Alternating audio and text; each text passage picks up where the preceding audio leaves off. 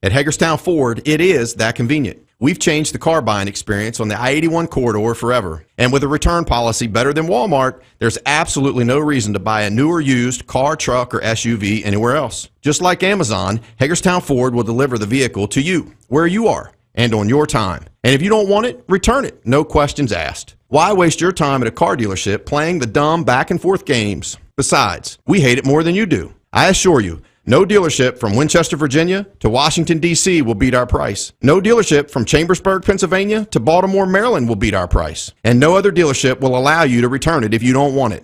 Hagerstown Ford absolutely provides the best experience at the best price. Visit HagerstownFord.com to schedule your VIP experience.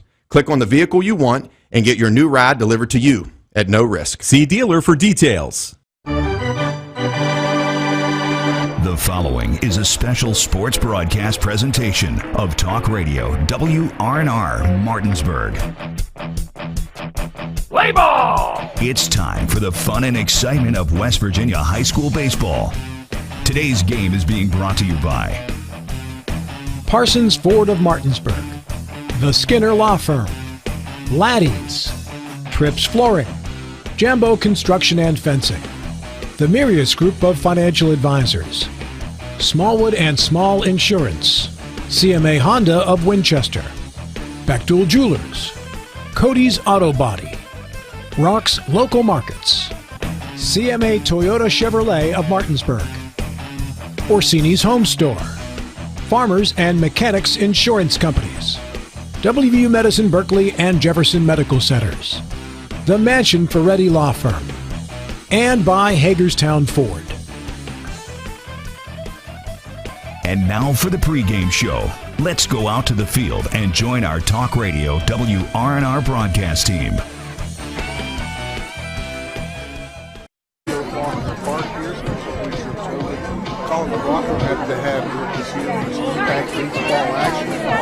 The second meeting of two teams.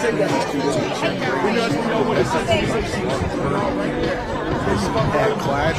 Third day these teams will have played during the season as their first game scheduled on March 17th. What about 2.5 innings?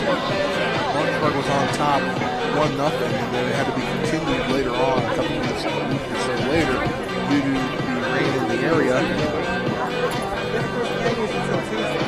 Attention all Martinsburg High School graduates. Don't forget to purchase your Martinsburg High School alumni reunion and banquet tickets for $25 each to attend the 1 p.m. banquet on Saturday, May 27th at the Holiday Inn of Hagerstown. Tickets may be purchased at Jordan Hess Company, Patterson's Drugstore, or by calling Dale Hicks at 304-676-6969. Before the rain delay or suspended game, and then as they came back, it just looked like Hedgesville was a little bit more ready to play that night, as far as, not necessarily just as far as the way they come out. Scored some runs pretty quick there in that first suspended inning, and next thing you know, they were they kind of cruised there from there. Martinsburg made a run at them, but they were able to close it out. But that's part of the season. Sometimes Martinsburg certainly wouldn't want to.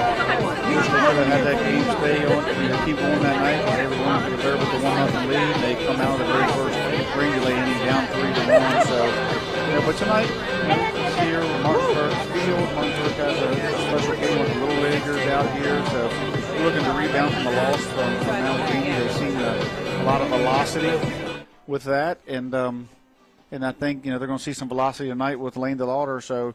But the Madden kid at Allegheny should have given them a pretty good warm-up. Yeah, it really should. And talk about that. Martinsburg fell to Allegheny the other night against a very good pitcher committed to JMU, as you said, the Madden kid. Griffin Madden. Hedgesville able to get a run rule 13-3 victory over Berkeley Springs, day after they had beaten Washington. Yeah, it looks like Hedgesville's on about a 6-game win streak. They've been making some comebacks. They've been down in a lot of their games early. Just a couple of runs, but they've been able to make to put good at bats together and make things happen out there. The pitching's been really good. Rue West and Tanner Matthews, and of course Lane DeLauder will see tonight. But they also get innings out of Ian Wolf. They got some innings out of Braylon Connor. who's their everyday shortstop, and they've got some new guys, young guys that are making a splash here. We've seen Pedersen work his way into the lineup, and Trenton Canarium with the walk-off the other night. So, I mean, these guys are just hitting the ball up and down the lineup, and their team chemistry is good. And they remind me a little bit of the Musselman team up here that's streaking as well. So, wins certainly bring confidence, and but don't ever count Martinsburg out, especially on their home field. And tonight's going to be a good matchup with Lupus. We know Lupus, when we've seen him pitch against Jefferson here, is more than capable of winning and dominating the EPAC team. And then we've seen what Lane DeLauder can do. So it's just going to be an exciting night. I think there's going to be a good crowd. There's going to be a lot of young people here. We're going to see them during the Star Spangled Banner. So I just can't wait. It's going to be a couple minutes behind getting started, but I think it's going to be a great night of baseball. Yeah, JV action went into 9 innings before Hedgesville was able to score 5 runs and take a 5-3 lead on that 8-3 lead on that 5-run inning. And that's Friday night, so JV games are not time stopped at 6 o'clock. Can't start an inning after 6, but that's during the week, not on a Friday night, because there's no school the next day, and it's also spring break and everything else. So. And they get, I don't want to use the word cheated, but they get shortchanged through the weeks, Monday through Thursday. And, they always play, especially at Martinsburg, they play what they call home, where you have the JV home, the varsity home, and they have a drop, pretty much almost a drop dead time at 6 o'clock. So, giving them the ability on Friday nights, even though we do have start times that we need to kind of stick with, but that's more important, getting those guys in. They've been running 4 to 6 innings just about every game, and so it was nice to see them play. And then they turned around and went in extra innings. Yeah. So it was a great game, too, and exciting for the parents and exciting for those groups of kids. And I'm just glad they got to play it all the way through and have a clear-cut winner and not get cut off by time. Well, that will do it here for our first segment on the Countdown to First Pitch, brought to you by the Skinner Law Firm, Injury and Consumer Rights Lawyers. Call 304-245-6613 or go to skinnerfirm.com. We come back, you'll hear from both teams' head coaches. First from Martinsburg head coach Aaron Byler, then from Hedgesville Eagles head coach Eric Grove. You're tuned in to EPAC Baseball on Talk Radio WRNR and TV10, back in 2 minutes. Hi, Crescia Hornby here. Larry DeMarco, broker of Modern Realty Results, believes he has some of the best real estate agents in the Eastern Panhandle. Agents at Modern Realty Results have years of experience and knowledge of the local real estate market. Agents within the office work as a team to provide quality customer service. And over a century later, we maintain our dedication to our policyholders to provide dependable insurance protection and excellent customer service. Protecting everything from your home to your business has never been easier. Our team is here to ensure that you, your family, and your assets are taken care of. We enjoy giving back and doing our part to keep Martinsburg a great place to be. With 4 new car dealerships and 4 used car dealerships in 3 states, Parsons is the largest used car and fastest growing new car dealer in the tri-state area. Take Parsons Ford with huge savings on hundreds of new Fords, financing from 0%. Parsons' goal of financing for all, and Parsons' famous above-market trade-in allowances that help make Parsons #1 for used cars too. See why so many won't buy anywhere but Parsons Ford in Martinsburg. We became #1 by making you #1 first. Parsons. Looking for some nightlife? Then look no further. Laddie's Bar and Grill has a full bar and kitchen, pool table, and entertainment with great food at affordable prices. You can dine in or carry out by calling us at 304-263-5233. Laddie's is open Monday through Saturdays from 8 a.m. to 3 a.m. and Sundays from 10 a.m. to 3 a.m. We serve breakfast all day long, and our lunch and dinner specials are posted every day on our Facebook page. So stop on in to Laddie's Bar and Grill, located at 107 Lutz Avenue in Martinsburg. Skinner Law Firm Countdown to First Pitch. It's now time for the coaches' interviews, brought to you by Laddie's Bar and Grill, located at 107 Lutz Avenue in Martinsburg. If you're looking for some fun nightlife and great food at affordable prices, then dine in at Laddie's or carry out by calling him at 304-263-5233. We'll start first with head coach of the Martinsburg Bulldogs, Aaron Byler. We're joined by head coach of the Martinsburg Bulldogs, Aaron Byler. And, Coach, you took a tough one up at Allegheny. What'd you learn from your team up there? Well, I think first and foremost you have to, give credit to Griffin Madden, who's a JMU commit who pitched for them. He was 88, 89, threw the ball really, really well. And I thought some innings we competed rather well, and some innings we didn't. So we just got to make sure we compete tonight. And your opponent tonight, the Hedgesville Eagles, you guys took a tough one of them in that continued game a couple weeks back. Obviously, that wasn't an ideal situation because you started the game and had to finish it later on. What did you take from that game that you're going to put into maybe how things go this time? I mean, I don't know if we really took a whole lot. Besides, I thought we beat ourselves a little bit there in the one inning. You know, if you take the first 3 innings against Lane, who we'll see tonight, I thought we competed very well against him. He's on the mound again for them tonight, so we're going to have to do that. Hopefully seeing, like we talked about, the Madden kid on Wednesday. Velocity won't be an issue today, and we just got to put the ball in play. We got to limit strikeouts and make sure we put a little pressure on him. You have Lupus on the mound for your team tonight. What went into that? I mean, he's our number 2 guy. I mean, he, beat a Jefferson team that's very good, and he threw 77 pitches against Musselman, and if we don't make, they hit some balls in the gap, and I thought he threw very well. So he's our number 2 guy, and he's on the mound tonight. We got all the faith in the world in him. Little League night tonight for your team here, and really only EPAC game going on here in the Eastern Panhandle tonight. Expecting a big crowd and a big night for you guys. Yeah, Little League night's something I've always wanted to do, and we finally got it on the schedule tonight to do it. So hopefully those kids enjoy their time. We're gonna let them run out of the field and be with what I told our kids last night is those kids look up to you. So make sure you're doing everything right today while they're here. So hopefully it's a good time for them. Any final thoughts? Thanks, Spencer. Thanks, Coach. That'll do it, and good luck tonight. Thank you. Joined by head coach for the Hedgesville Eagles, Coach Eric Grove. And, Coach, you guys got a run-little victory over Berkeley Springs the other night. Got a chance to see a lot of guys in that game. Yeah, I mean, we try and rest some people. I kind of snake bit us when I said something about injuries. We've had a couple pop up here the last couple of days, kind of some freak plays and just some wear and tear from a lot of games, short period of time. We're kind of monitoring those things, and that's why it helps when we try and build our depth out and get them reps. So then they're less shell-shocked when it's time to come in the game. And so we're going to balance all those things out tonight and hopefully put a really good effort out. And playing Martinsburg, second game here, but really third time you will get to play them on a day, and obviously that weird continued game. You guys were able to come back and get the win in that one.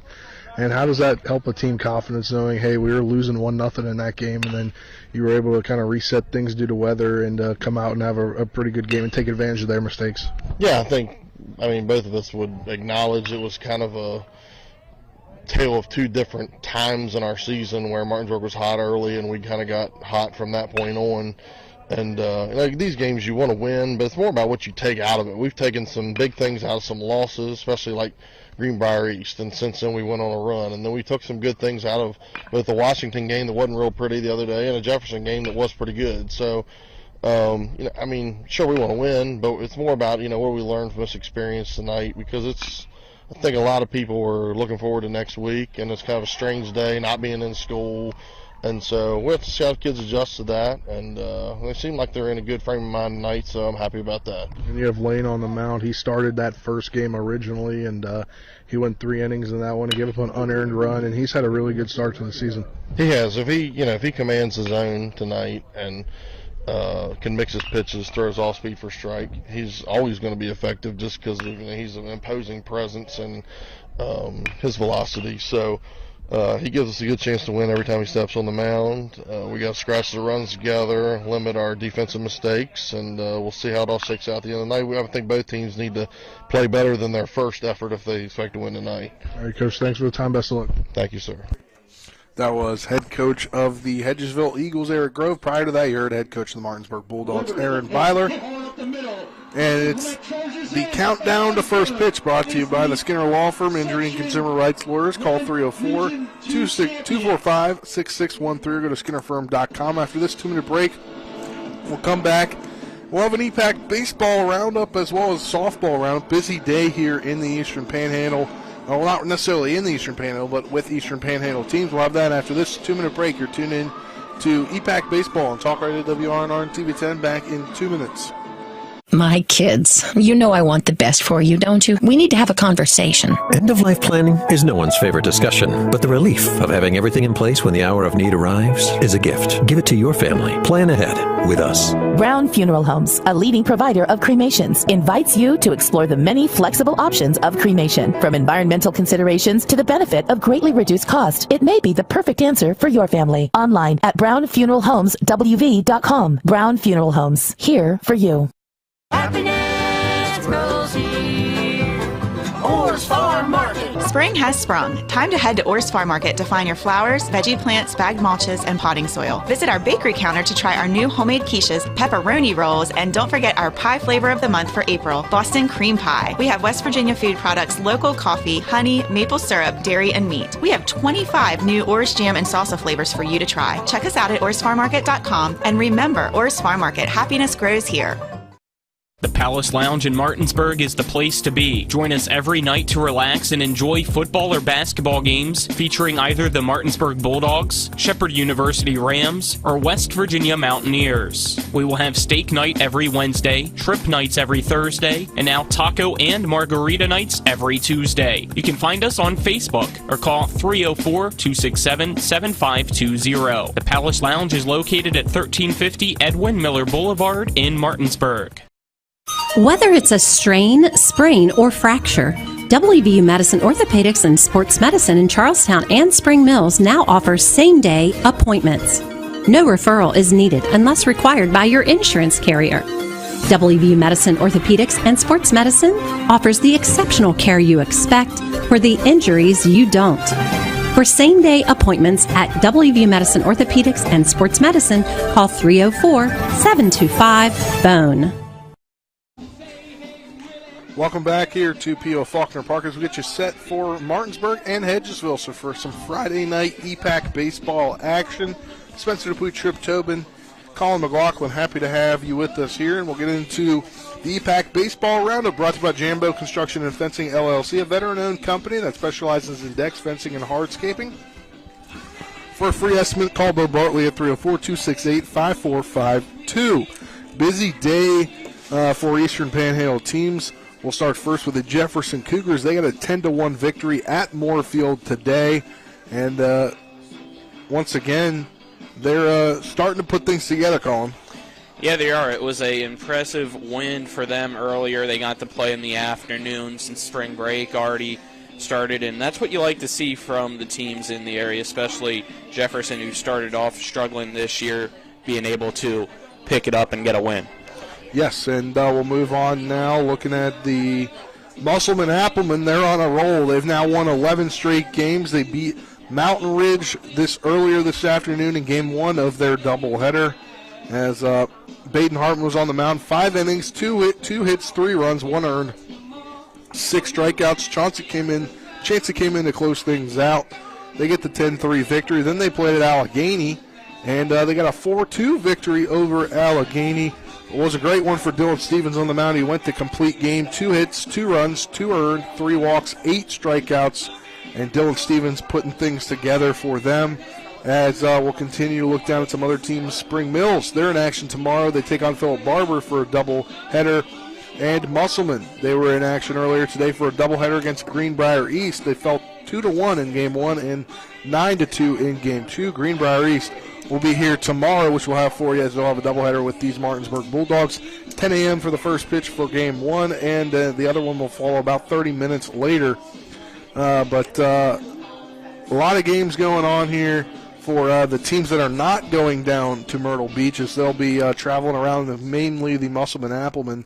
They had 2 today. They'll have 2 tomorrow. Then they'll have a game Tuesday, 2 Wednesday, 1 Thursday, and 1 Friday. Busy week upcoming for the Musselman-Appleman. Why they don't go down to Myrtle, they'll go around the state. Yeah, they're going to stay up in they're going to stay in Morgantown, play Madonna. I believe they're going to play Ripley, Tyler, Consolidated. They're going to they're going to play some teams up there, so they're going to get to go away a bit. I think they're going to be out of town Tuesday night through probably Thursday or Friday. Yeah. So they'll get their own trip there, and it just depends on what you want out of your season, where you want to spend a few dollars, things like that. It's been an experience for these young men, and Musselman just does a few other things. I think last year they went down towards Charleston and played some really good teams, George Washington, I think. So kudos to them, and hopefully they can tear up some wins here and represent the EPAC in the other part of the state as these other young men are headed south. Hopefully they can represent down in South Carolina. We watch these EPAC teams and we see them play each other and beat each other up. And sometimes I think we don't realize how good they are. And I think we see some really good baseball up in the Panhandle, West Virginia. Yeah, and the team that we didn't really talk about, we talked about them going to Philip Barber tomorrow for a double header. But that's Spring Mills, as they'll probably have some normal practices this week on spring break. They'll be at Petersburg Thursday, at Greenbrier East Friday. Saturday they'll have, I'm not too sure where they're going. Looks like they'll go to Hurricane and play Hurricane and John Marshall. And then 2 days later they'll be home to University. Yeah, they got a really tough, they're going to run the gauntlet of their schedule here. And, we're really going to see, what they're made of, what kind of metal they have. They hit a little bit of a rough patch here and some injuries, and that happens during the season. It's not really, taking those losses or losing, but how you react and try to get better. Hopefully they can take those, these couple of losses and the injuries and things that are holding them down a little bit and use them as motivation, to practice and get better. And, we've seen what they can do. They've beaten 2 EPAC teams, so we know what that lineup can do. And we just need to, and they just need to get a few things straightened out and get some guys back that are hurt. Yeah, that's definitely what will need to be done here. Well, we've got some time. We might as well go over our Mingo Bay Classic broadcast schedule. We'll start things out on Tuesday. We'll be traveling there on Monday. No Sports Mix all next week. That'll return Monday, the 17th, I believe is the date. We can't do Sports Mix by the beach? It's a little too much for Dylan to handle back in the studio. We don't want to put too much on him. Man, we'd love to see the backdrop, wouldn't you, Colin? The ocean in the background and one ocean. There's an ocean in Myrtle Beach? Yeah, well, to the left. I never knew that. We're not staying close to the ocean. We're staying on an island. All right. Well, Tuesday we'll have Martinsburg versus. If we're staying on an island, that means there's the ocean all around us. That's true, but they call it an island, but it's not really. We're in the middle of a golf course community. But Tuesday, first game we'll have 3 p.m. Martinsburg versus Archbishop Malloy out of New York. Depending on how things go for the previous game, we might go on air around 2:40. Haven't decided to see how things will work out. It'll all depend, obviously, when we get down there. And then depending on how long that game lasts and where things are, we're looking to go about 15 minutes up north to Waccamaw High School and see Washington take on Waccamaw. That game will already be in progress if we're able to get there before the third inning. That's on Tuesday. That's our Tuesday broadcast schedule. On Wednesday, we'll see these Hedgesville Eagles take on Princeton, ironically out of West Virginia. They have to go all the way to a different state to take on Princeton, but that game will be 12:30 at Anor High School in kind of middle Myrtle Beach, actually west of Coastal Carolina, from what I looked on the map. Then we'll go back to Georgetown as Martinsburg takes on Georgetown High School at historic Mike Johnson Park, 7:30 on Wednesday. Then Thursday we'll have 3 games for you, 2 games at one site, and then on Thursday we'll have Jefferson versus High Point Academy out of North Carolina, 11:30 a.m. at Myrtle Beach High School. Then we'll head back down south and to historic Mike Johnson Park for a doubleheader as Martinsburg takes on Shady Springs. Ironically, another West Virginia team. They got to travel down to South Carolina to take on West Virginia team. 4:30 at historic Mike Johnson Park. Then Washington takes on Georgetown at 7 p.m. later on that evening. And then Friday and Saturday will obviously to be determined based upon how things go. Obviously, every team but Hedgesville, I believe, will get a game on on Friday, as it'll be seeded after they go through the couple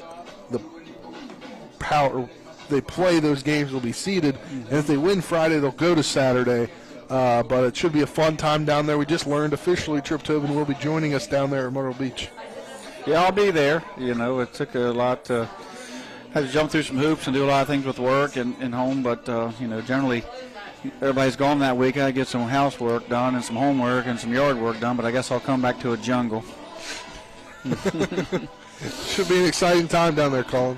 Yeah, I'm looking forward to it. It's always fun when we get to go down to Myrtle Beach and cover all the local teams as best as we possibly can, and I know the kids enjoy it as well. It's an experience that each year they never forget. Not a lot of people get the opportunity to travel to play teams that you're not typically playing, so hopefully they enjoy it and success comes along with it as well. All right, well, that was our EPAC Baseball Roundup, brought to you by Jambo Construction and Fencing. We'll step aside for a 2-minute break. Then after that 2-minute break, we'll probably have some time to break down this game some more, preview this some more, as a little delayed in getting the start here tonight due to the elongated JV game that happened. But you're tuned in to the Skinner Law Firm Countdown to First Pitch on Talk Radio WRNR TV10, back in 2 minutes. There's a local family moving in our territory. What do you want from me? Taste it. It's really good.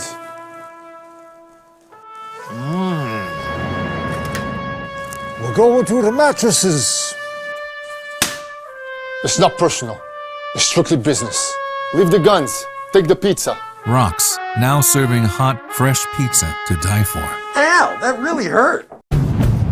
The Honda HR-V, CR-V, Pilot, Passport, and Ridgeline. They all have one thing in common. They never back off from a challenge. Available with all-wheel drive, the Honda SUV lineup has the performance you can count on and the capability to amaze. It's no wonder Kelley Blue Book's KBB.com named Honda the 2022 Best Value brand. CMA's Honda of Winchester, 3985 Valley Pike. CMA, moving lives forward. Based on 2022 brand image awards from Kelley Blue Book, visit KBB.com for more information.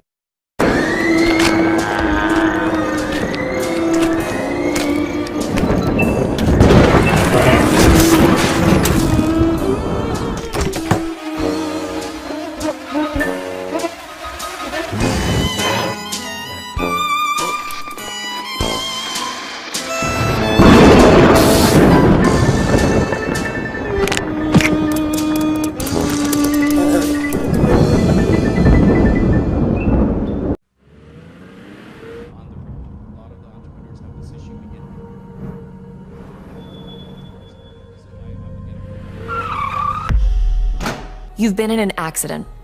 A distracted driver put texting over safety. Your injuries, loss of income, and medical bills can last a long time, even a lifetime. Our job is to try and secure justice that will protect you and your family for the rest of your life. Mansion Ferretti, when you need justice.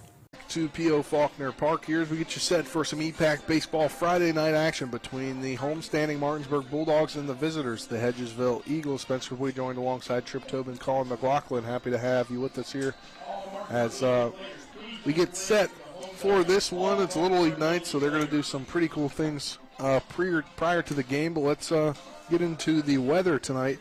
That is brought to you by CMA's Toyota of Martinsburg on Foxcroft Avenue, home to the lifetime limited powertrain warranty with every new vehicle that they sell at no additional cost to you, the customer. That's CMA's Toyota of Martinsburg. It's gotten a little colder here in the last day or so. It's 51 degrees right now, sunset at 7:41. By the time 9 p.m. rolls around, it'll be 48 degrees, currently cloudy, no sun today. It's definitely not what we've been used to for most of this week, guys. Been a really warm week, yeah, and you got back into the sweater weather and the sweatshirt weather, and we kind of got that 80 degrees, and it was just beautiful. And we had a couple games there that, guys were in the shorts and tank tops out in the crowd, but tonight it's going to be toboggans and sweatshirts because it's going to get chilly before this is up. But I think this game will be a close game. I think people are going to be excited to watch it, and they're probably going to have the heart rate to be up a little bit, so I expect them to stay a little warm. Yeah, when you look at these two pitchers matching up here, it's Lane DeLauder. Chase DeLauder, his older brother, has been drafted last year by the Cleveland Guardians. Mm-hmm. But Lane DeLauder on the mound, 2-0 on the season, a 1.077 ERA over 13 innings pitched. 7 hits, 4 runs, 2 earned, 24 strikeouts to just 6 walks. He's got a 149 average batting average against. And then Michael Lupus, he is 2-1 on the season with a 3.5 ERA, 16 innings pitched with 14 hits, 8 runs, 8 earned, 15 strikeouts to 4 walks with a 230 batting average against. And Mike Lupus, as Coach sorry, Mickey I just Brown? lost it there. No, Coach Byler has told me, he said, he's our number 2 guy, and Lane DeWater number 1 guy for the Hedgesville Eagles. Saw 3 innings of Lane DeWater in this first matchup when. Who said that Lane was their number 1? You did? Yeah. Oh, okay. I'm assuming he's the number 1 pitcher. I don't know. I thought maybe Grove said it. Right now they got. He did not tell me. That's right now they got a house full over there, but yeah. I don't know how you rank those. To be honest with you. So yeah, one would just anticipate the numbers. Looking at the numbers, a 1.07 ERA, a 149 batting average against 24 strikeouts to 6 walks. He certainly has. He's playing like a number 1. Right. He certainly has the potential to be a number 1, and he's a junior leading this team. And I say that jokingly because Tanner Matthews has had some great outings, a little different style, and then you have Jackson Ruest who comes from the left side and has a lot of different pitches, all speed pitches, and gets outs with soft contact, and he gets some strikeouts there, and. They just have Ian Wolf and Braylon Connor and Gage Gano has thrown for him. Mason, I believe it's Mason Elliott, and those guys are just they're kind of reminiscent, remind me of this Musselman team right now that also is getting very good innings out of multiple people, getting production out of young guys and up and down the lineup. So. Right now, the Musselman and Hedgesville is the team to beat. Martinsburg knows that they are the same team they were when they were 4-0 and started the season, and they've hit a little bit of a patch here where they're trying to work on this lineup and compete every day. And you hear the word out of Coach Byler, just compete. I think we competed. We need to compete every inning, and I think that's been the situation even with the first game that they played. He said, the 1 inning, they just didn't compete, and that's the difference. So tonight, Martinsburg needs to eliminate that 1 inning, compete every inning. Michael Lupus is not going to give a lot of free bases, and Martinsburg has one of the better defenses in the EPAC.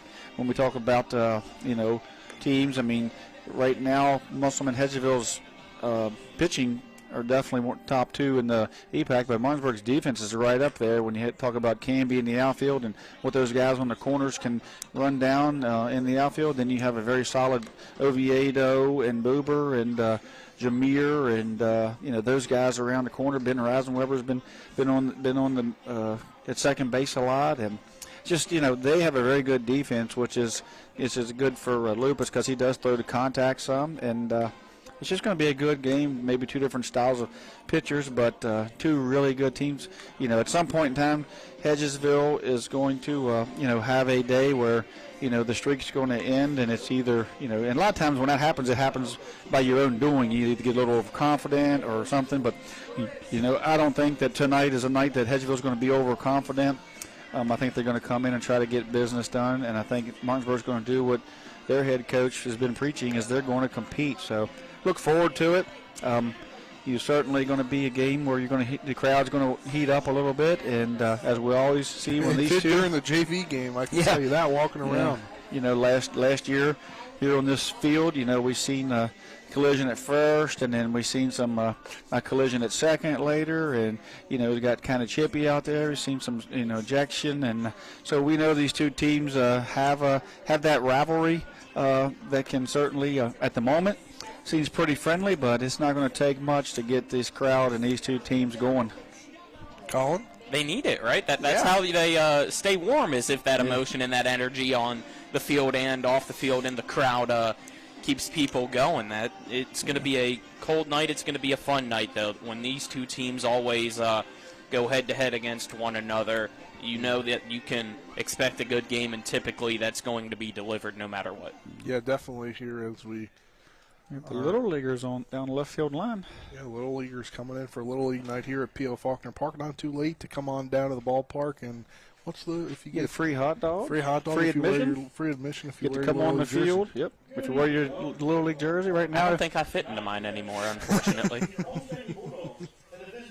All right, well, I believe we're going to do lineups first, so let's do lineups here. Starting lineups brought to you by Trips Flooring. Not sure where to go or who to trust with your flooring needs. Call Trips Flooring at 304-229-7009 or online at tripsfloorsanding.com.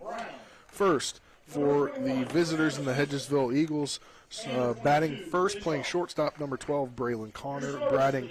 Batting second, playing left field, number 7, Jackson Ruest. Batting third, playing third base, number 14, Trenton Canerium. Batting fourth, doing the catching, number 11, Brett Patterson. Pedersen, being the designated hitter tonight. Number 24 is Connor Quinn. Hitting 6th, the pitcher number 16, Lane DeWater. Hitting 7th, the first baseman number 27, Mike Nichols. Batting 8th, the right fielder number 6, Landon Pence. And batting 9th, the center fielder number 1, Gage Gano. We'll move now to the Martinsburg Bulldogs. His starting lineup with the hitting first, playing center field, number 7, Jordan Canby. We've got some really good baseball players, on the reserve tonight, and Wilt and Alters down there. And of course, you've got Murphy Clement, who can get it done, and Trey Spar. But then you're looking at this lineup here with a senior pitcher, senior catcher, two guys in the middle of the infield that really do well defensively. You got the Pot State signee out in center field with Jordan Canby, who just has all the tools he needs to track the ball down out there. He's really locked down that position out there, and he's just. I just look for tonight to be I look for Lupus a third of contact. I look for this defense to be tested and pass the test, and these are two teams that are very well coached, and they're going to have to get runners on and get them over and get them in, on both sides. All right, well, that will do it for the countdown to first pitch brought to you by the Skinner Law Firm. We'll step aside for a 3-minute break? No, 2.5-minute break. We'll take a 2.5-minute break, Nick, and when we come back, we'll have first pitch. You're tuned in to EPAC Baseball on Talk Radio WRNR TV 10 back in 2.5 minutes. With 4 new car dealerships and 4 used car dealerships in 3 states, Parsons is the largest used car and fastest growing new car dealer in the tri-state area. Take Parsons Ford with huge savings on hundreds of new Fords, financing from 0%, Parsons' goal of financing for all, and Parsons' famous above-market trade-in allowances that help make Parsons #1 for used cars too. See why so many won't buy anywhere but Parsons. Traumatic injuries, hip and knee disorders, foot and ankle surgery, hand and wrist surgery, and shoulder reconstruction. Call 304-725-BONE today to learn how you can live without joint pain. Before the invitations and the dress, the flowers, cake, candles, or vows, there was an answer to a question proposed with a ring. Bechtel Jewelers knows that an important part of your wedding happens before the I-dos. We're a diamond store with an engagement and bridal jewelry selection that's both exciting and accessible. On the big day, there's everything else, and there's the ring. Make sure you get this one right at Bechtel Jewelers in Inwood.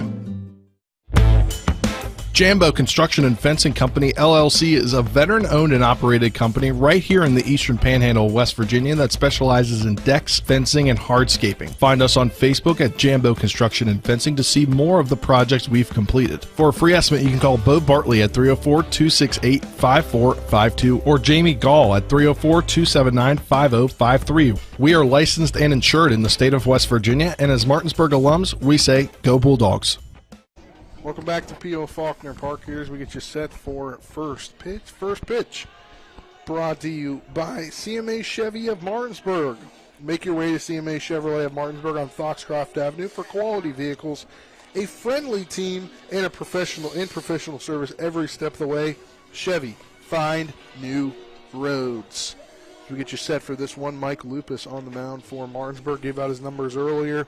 2-1 on the season, 3.5 ERA over 16 innings pitched, 14 hits allowed, 8 runs, 8 earned, 15 strikeouts to 4 walks, giving up a batting average against of .230 on the season. And Michael Lupus uncommitted, right, Tripp? Uncommitted at the moment, yeah. I mean, he's he can play a middle infield. He hasn't seen that a lot here. Because of the infielders that we've had, he's actually done a really good job of working his way over there and learning that third base position as he came from the middle infield position throughout his little league career. Came here and he's been a really good, a great teammate in the fact that he has, he's kind of played, where he was asked. He's been at third this year. He's been at first this year, and he certainly. He would tell you himself a year ago didn't expect to be, a Friday night pitcher probably, but he's busted his butt and he's become, the number 1-2 pitcher on this team and gives this team a chance to win as he steps on the mound tonight. First pitch coming in at 7:25 p.m. and it's a ball outside. Second one in there for strike one brings the count to 1-1. Braylon Connor, the shortstop, number 12 at bat in the batter's box right now. As Michael Lupus getting ready to throw his third pitch, that one inside and high for ball 2, 2-1. We'll get you set, Mike Lupus, and doing the catching lane and Sifford. First to third, it'll be Jameer Brown, Ben Reisenweber, Carson Buber, Braden Oviedo, and then left to right, Isaac Grove, Jordan Camby, and Keegan Everhart. Pitch in there is a ball, 3-1 the count. Lupus's 3-1 pitch in there for a swinging foul ball. Got a little bit there. Yeah, 3-1 count there. I mean, he has to be ready to launch on that. It looked like he was a little bit undecisive. I mean, you have to be in a 3-1 mode there. Where if you get the fastball out of his hand, you got to be on it. He just missed it. That one swung on and hit down the line. Great grab by Oviedo. He's going to throw across the diamond, and he's going to complete it to Jameer Brown for the out number 1. That's as good as the plays we've seen all year long. I mean, that is just two great baseball players there. You know, Braylon Connor, 3-2 pitch, got a fastball he could handle, ripped it down the line. I thought for sure it was a double off the bat. Oviedo got on his belly, picked that thing up, come straight up and come across the diamond, and it's just an unbelievable play. First pitch into the senior left fielder, Jackson Ruest. Ruest uncommitted as well. It was Manny Machado-like. It really was. 0-1 pitch coming. That one low and hits the dirt for ball 2. It's the turf. But Jackson Ruest also an uncommitted in any sport that he's 3-sport athlete. He's looking. You know, he's going around. He's got visits. He's been to Fairmont. He's got some offers in baseball. He's got some offers in a little bit in football. That one hit right back to Lupus. He's has trouble grabbing, able to pick it back up and throw over to Jameer Brown for the out. 2 outs, 2 up, 2 down so far.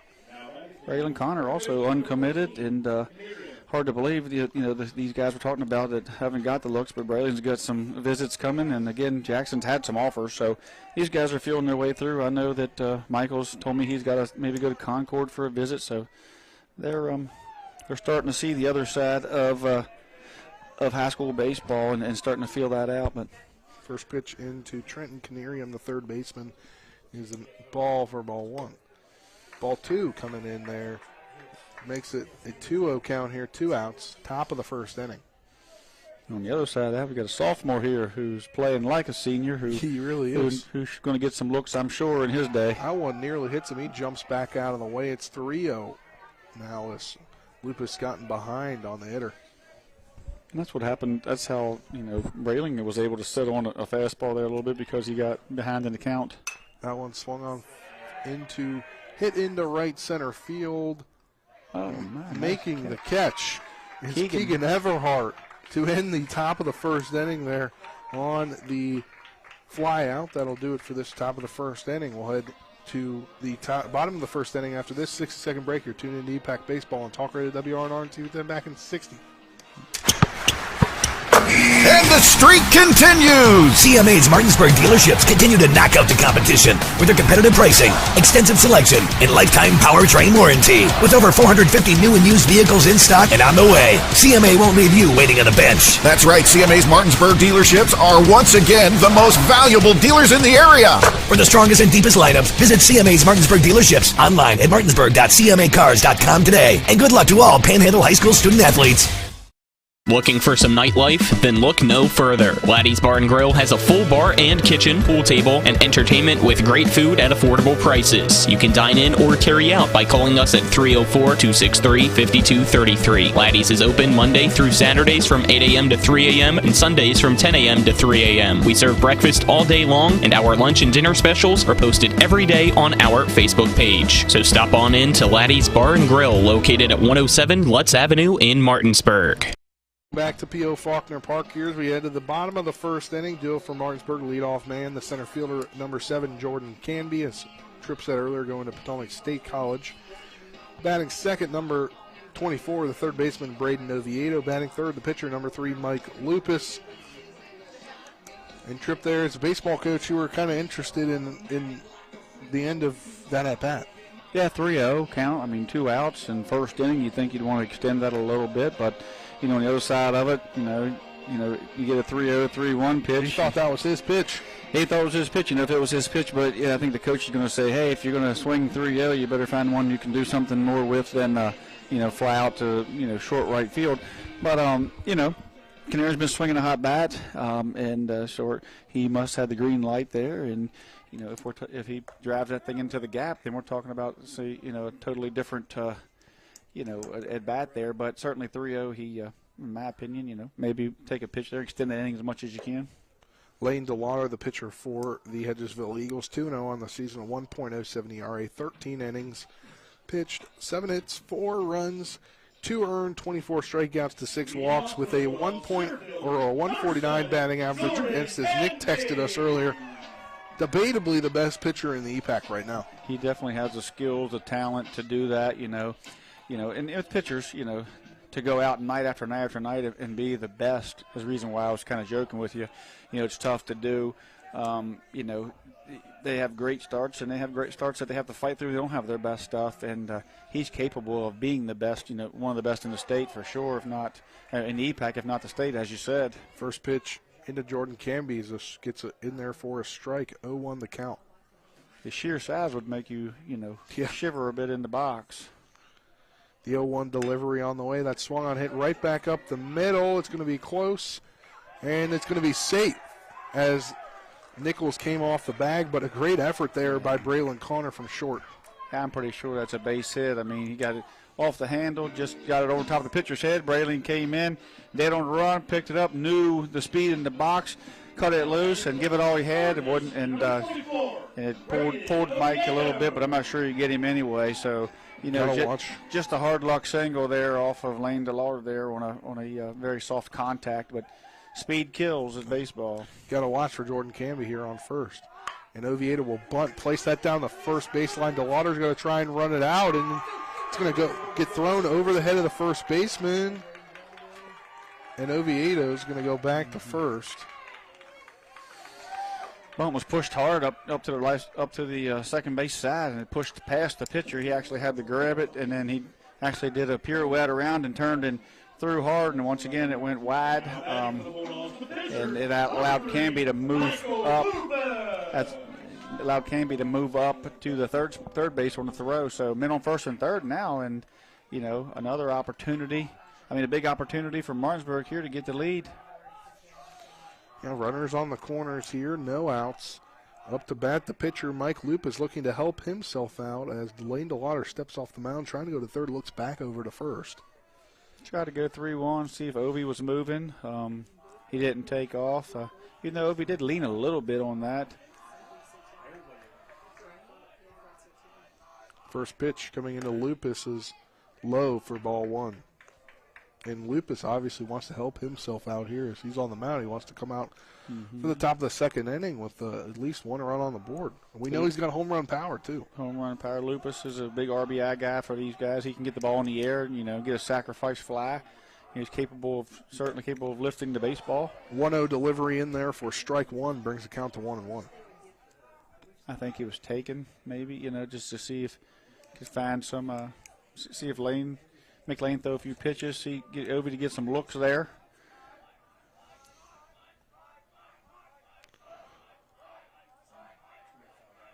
And he steps off looking to throw over to Oviedo. I'm surprised Oviedo hasn't took second yet. Yeah, Oviedo is he's leaning a little bit that time, so I'm not sure what they got going, but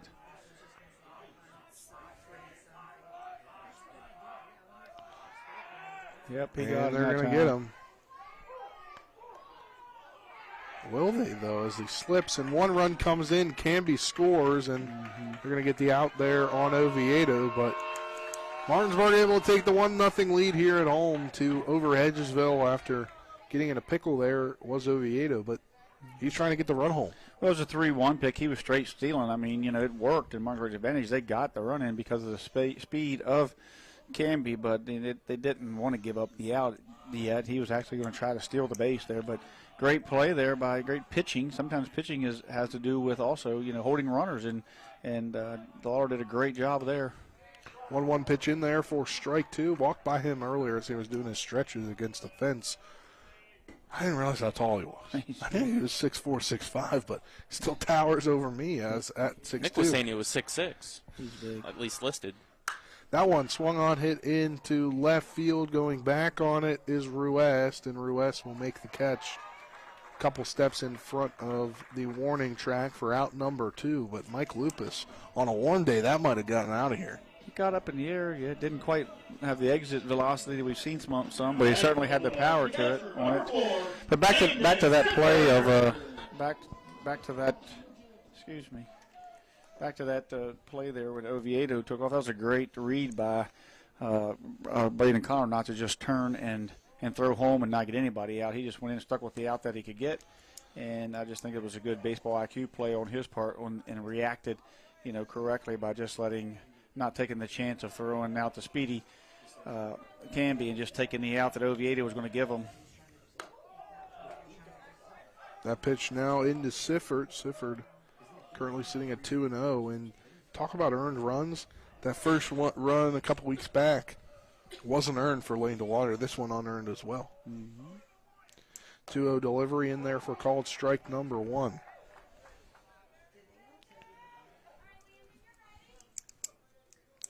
Could 2-1 the count. A good matchup here. DeLauder right-handed, throws the ball hard. DeSifford right-handed, likes to, has quick hands. 2-1 delivery, 2 outs. That one swung on and fouled down the third baseline. Sifford definitely wanted that one to stay fair.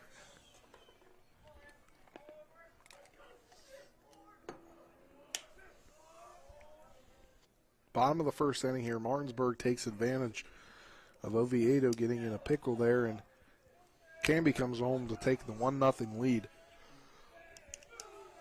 That Landon Sifford at the plate. That one swung on and hit into, it's fouled off, hit into shallow right foul territory, and making the catch and camping under it is Mike Nichols, and that will end the inning. Not before Martinsburg is able to put one run up. We'll head to the top of the second inning after this 60-second break. You're tuned into EPAC Baseball on Talk Radio WRNR and TV10. Back in 60 seconds. The Honda HR-V, CR-V, Pilot, Passport, and Ridgeline. They all have one thing in common. They never back off from a challenge. Available with all-wheel drive, the Honda SUV lineup has the performance you can count on and the capability to amaze. It's no wonder Kelley Blue Book's KBB.com named Honda the 2022 Best Value brand. CMA's Honda of Winchester, 3985 Valley Pike. CMA, moving lives forward. Based on 2022 brand image awards from Kelley Blue Book, visit KBB.com for more information. Not sure where to go or who to trust with your flooring project? And start with Trips Flooring, proudly serving the area for more than 25 years, specializing in floor sanding and refinishing, along with installation of new flooring, including hardwood, tile, vinyl, laminate, carpet, and the hottest trend in flooring, luxury vinyl, tile, and luxury vinyl plank. Are you on a budget? Check out their warehouse, cash and carry, or call 304-229-7009, or visit them online at tripsfloorsanding.com. Welcome back to P.O. Faulkner Park here, top of the second inning. The 4-5-6 batters due up for the Hedgesville Eagles. That's the catcher, Brett Patterson, the designated hitter, Connor Quinn, and the pitcher, Lane DeLauder.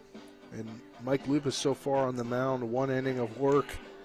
And no hits, no runs, no walks on 13 pitches. He comes in after a pretty efficient first inning, and Lane DeWater also 12 pitches. So both had pretty efficient first innings. Yeah, it's good first innings. Both teams are feeling each other out there. Lane got into that 3-1, first and third jam there a little bit and picked the runner off. And Hedgesville Braden Connor of Hedgesville did a great job of making a split decision here, not to attempt to get the speedy Canby home and take the out. And I think that kept him out of a big inning. Yeah. Martinsburg gets the 1 run up there to take a 1-0 lead here. About 14 minutes since first pitch at 7:25. First pitch in there now to Pedersen is low for ball 1. This game starting a little bit later due to it being a Friday and allowing JV to go full time. That one went in to 9 innings before Hedgesville was able to take a 5-run lead, 8-3, and eventually win there 8-3. Second pitch in there to Pedersen is a called strike 1, makes the count 1-1. That one fouled off as Colin already lost 2 cameras tonight. Yeah, one died. That foul ball just took out the other one. Well, maybe it'll come back.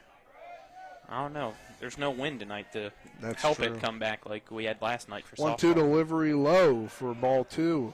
Well, the other night, Jackson West fouled one off when we were at Hedgesville, and it hit the cameras back on. I'll ask him nicely to hit a foul ball and see if it comes back on. So The 2-2 delivery, that one swung on, hit over to the third baseman, Oviedo. Oviedo's going to throw across the diamond to Brown for the first out of the inning on the 5-3 putout, ground up.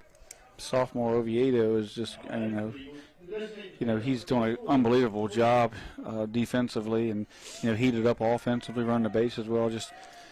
It's what he's going to be in a year or two as a junior, senior. If his from freshman to sophomore jump is anything, he's going to be just a phenomenal athlete and for this team. But what he does right now, with that glove, and I don't think the camera does it any justice. You have to see it. It's just a very smooth defensive player. That one swung on and hit into left center field by Connor Quinn, and that one hits the ground off the glove of Canby. Not sure. It looked like he had it. He had it, and then it kind of he stayed parallel, but it never come kind of forward, and then it sort of like it dropped, and he just rolled out a hit or it's a hit. Yeah, it's a hit. He got there. His speed allowed him to get there. He just didn't. I'm not sure if he didn't get the read or if it died on him out there, but sort of dove there at the end, and he threw his glove out there. But seemed to take a little more of a different angle to it towards the infield. Kind of stayed parallel, and the ball kind of went down. First pitch now into Lane Dwater, the pitcher, in there for called strike one. Now Hedgesville has a runner on the base paths, and Brett Pedersen. I believe they did not courtesy run for him. Quinn, wasn't it? Or Connor Quinn, you're right. Mm-hmm. Connor Quinn. They didn't courtesy run for the DH.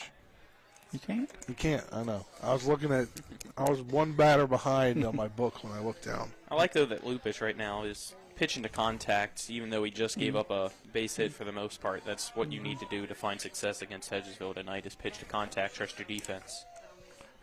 The 0-2 delivery in there low for ball one. If there's one thing different about Hedgesville than most when both teams are streaking, is Hedgesville takes more pitches.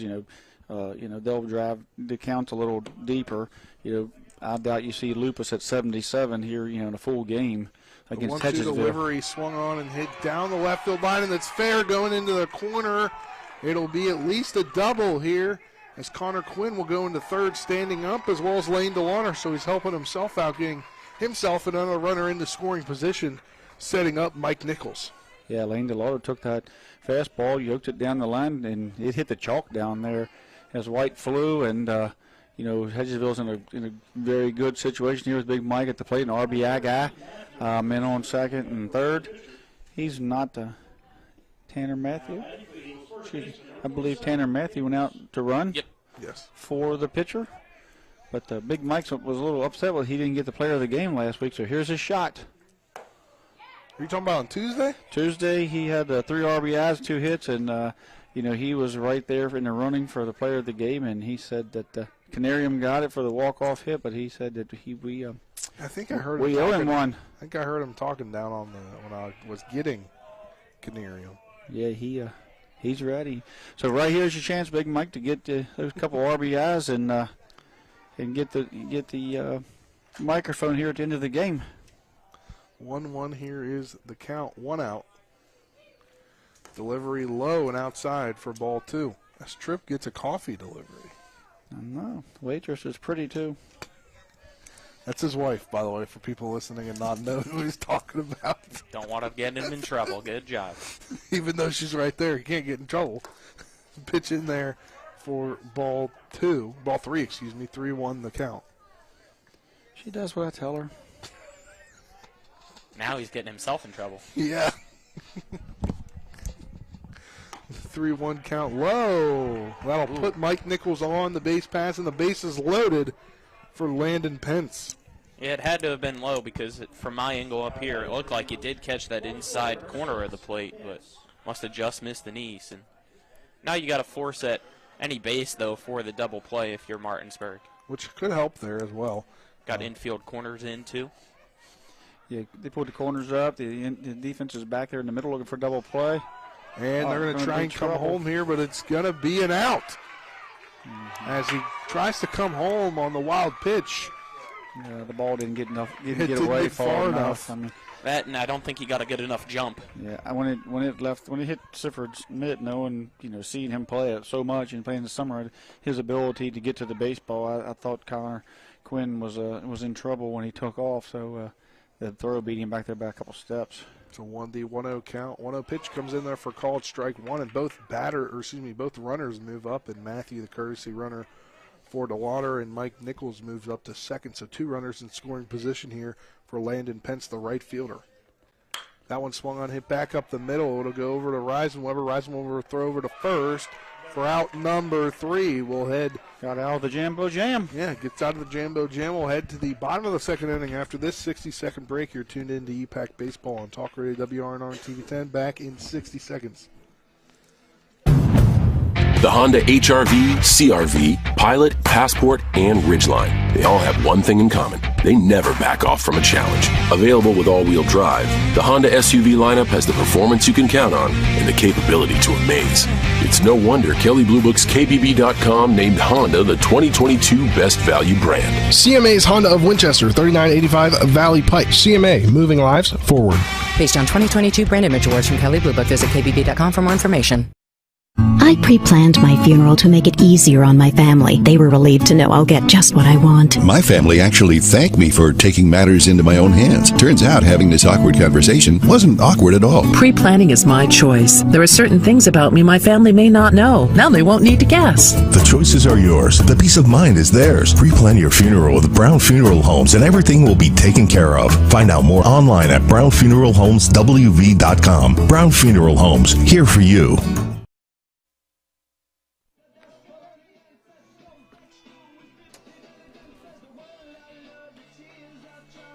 Welcome back to P.O. Faulkner Park here. Bottom of the second inning. Deal for Martinsburg, the 5, 6, 7 batters. Carson Buber, Owen Rubenthal, and Isaac Grove as Martinsburg gets out of the Jambo Jam in the top of the inning. And what a way to get out of it there, as that wild pitch didn't go far enough for the runner to come home and score. And so an easy out there. Yeah, bases loaded and 1 out. And, you look like you're going to blow this game open, possibly, or not blow this game open, but put a crooked number up and get that lead. And just get a bad read on the throw back there. Connor Quinn did, and your speedy athleticism of Sifford, and a great play by Lupus by hustling his butt in there and covering, and that kind of put a damper on the inning. Then you get a weak ground out, and you're out of it. So these jams, you have to take advantage of that. It can come back and haunt you. You have to have good at-bats and good approaches when you have runners on scoring position. That one swung on by Carson Buber, hit into shallow left field. Camping under it is Ruess. Ruess makes a catch for out number 1. 1 pitch, 1 out there for Lane DeWater. That was good contact by Buber. I mean, he jumped right on it. First pitch swinging, and it was right on it. Lane has some velocity, and these Martinsburg guys are still getting around on it. And Owen Rubenthal due up the plate as the designated hitter as he's hitting for Ben Reisenweber tonight. Second baseman. That one in there for called strike number 1 is Wayne DeWater not messing around tonight. He's getting in the strike zone and getting contact. Yeah, the young man's found his release point here, and he's working quick. That one in there for called strike 2. 0-2 count here. 1 out. Bottom of the second inning. This game that's about 23 minutes old, getting started about 26 minutes after it should have, due to being a Friday night and allowing JV to play regulation. They ended up going into 9 innings, and it was an 8-3 victory for Hedgesville as they broke that one open in the top of the 9th. 1-2 delivery, swung on and missed for strikeout number 1 of the evening for Lane DeWater, who's now got 25 strikeouts on the season. Sipping this coffee has me thinking about Jason Myers, his dad, and Jason Myers. Usually I get my coffee from Jason Sr., but tonight it had come from my wife. She's just slightly better looking than him. But what about that performance yesterday from Jason Myers on the mound at Spring Mills? I mean, he ran a no-hitter all the way into the 5th inning until Nick Moberly and Andrew Stevens decided to bring it up. And, of course, the baseball gods heard. You know what they say, you can't talk about Fight Club. Yeah, I know, and then those two guys just must not have baseball etiquette because they ruined it for the young man. So way to go, Nick and Andrew. All right. Said still had a combined shutout, though. Yeah, there you go. He had a great game, and, that was a great atmosphere with all those kids out there. It was a matinee, and had all the kids from school out there. It was a great game. 1-1 delivery swung on and missed by Isaac Grove, the left fielder. Yeah, I thought that they had let school out early, but they just let the kids out to watch the game. Yeah, they do it. It's incentive based. I think you have to have certain amount of attendance. 1-2 delivery popped up and out of play for it'll still remain 1-2. I don't know if it's perfect attendance or you have to have very few, but anyway, it's incentive based. And then if you meet that criteria, then you can pay $3 for a ticket, get in, get out of school. But that $3 goes towards a scholarship. So towards that scholarship. Swung on, it's called strike 3 looking, and that will end the inning here. Back-to-back strikeouts for Lane DeLauder. Will head to the top of the third inning. After this 60-second break, you're tuned into EPAC Baseball on Talk Radio WRNR and TV 10. Back in 60 seconds. With 4 new car dealerships and 4 used car dealerships in 3 states, Parsons is the largest used car and fastest growing new car dealer in the tri-state area. Take Parsons Ford with huge savings on hundreds of new Fords, financing from 0%, Parsons' goal of financing for all, and Parsons' famous above-market trade-in allowances that help make Parsons #1 for used cars too. See why so many won't buy anywhere but Parsons Ford in Martinsburg. We became #1 by making you #1 first. Parsons. Looking for some nightlife? Then look no further. Laddie's Bar and Grill has a full bar and kitchen, pool table, and entertainment with great food at affordable prices. You can dine in or carry out by calling us at 304-263-5233. Laddie's is open Monday through Saturdays from 8 a.m. to 3 a.m. and Sundays from 10 a.m. to 3 a.m. We serve breakfast all day long, and our lunch and dinner specials are posted every day on our Facebook page. So stop on in to Laddie's Bar and Grill, located at 107 Lutz Avenue in Martinsburg.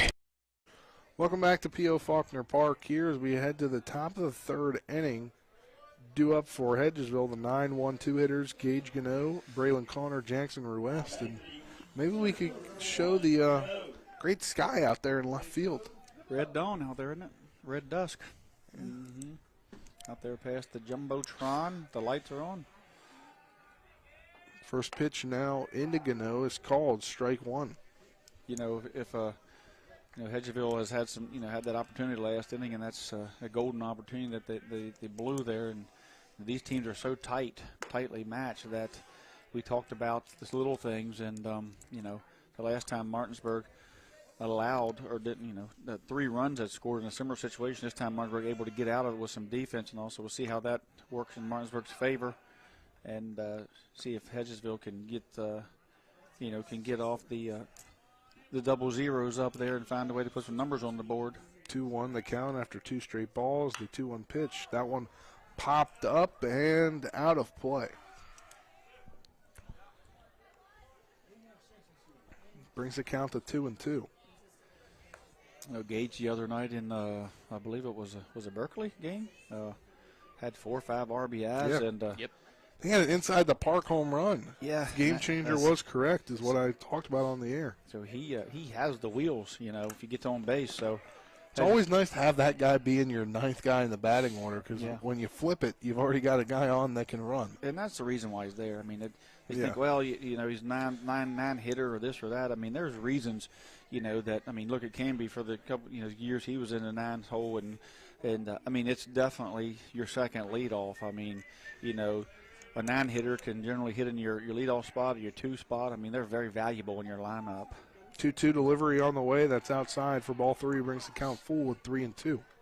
And they also do what he just did there. They don't swing at bad pitches a lot of times. They take a lot of pitches. You'll see his at bats will be a lot of quality at bats just because of the pitches he sees. 3-2 delivery. That one fouled off. They call it a strikeout. They get him. Yeah, they do. So it is a strikeout. They got to throw down, and they do get it in time.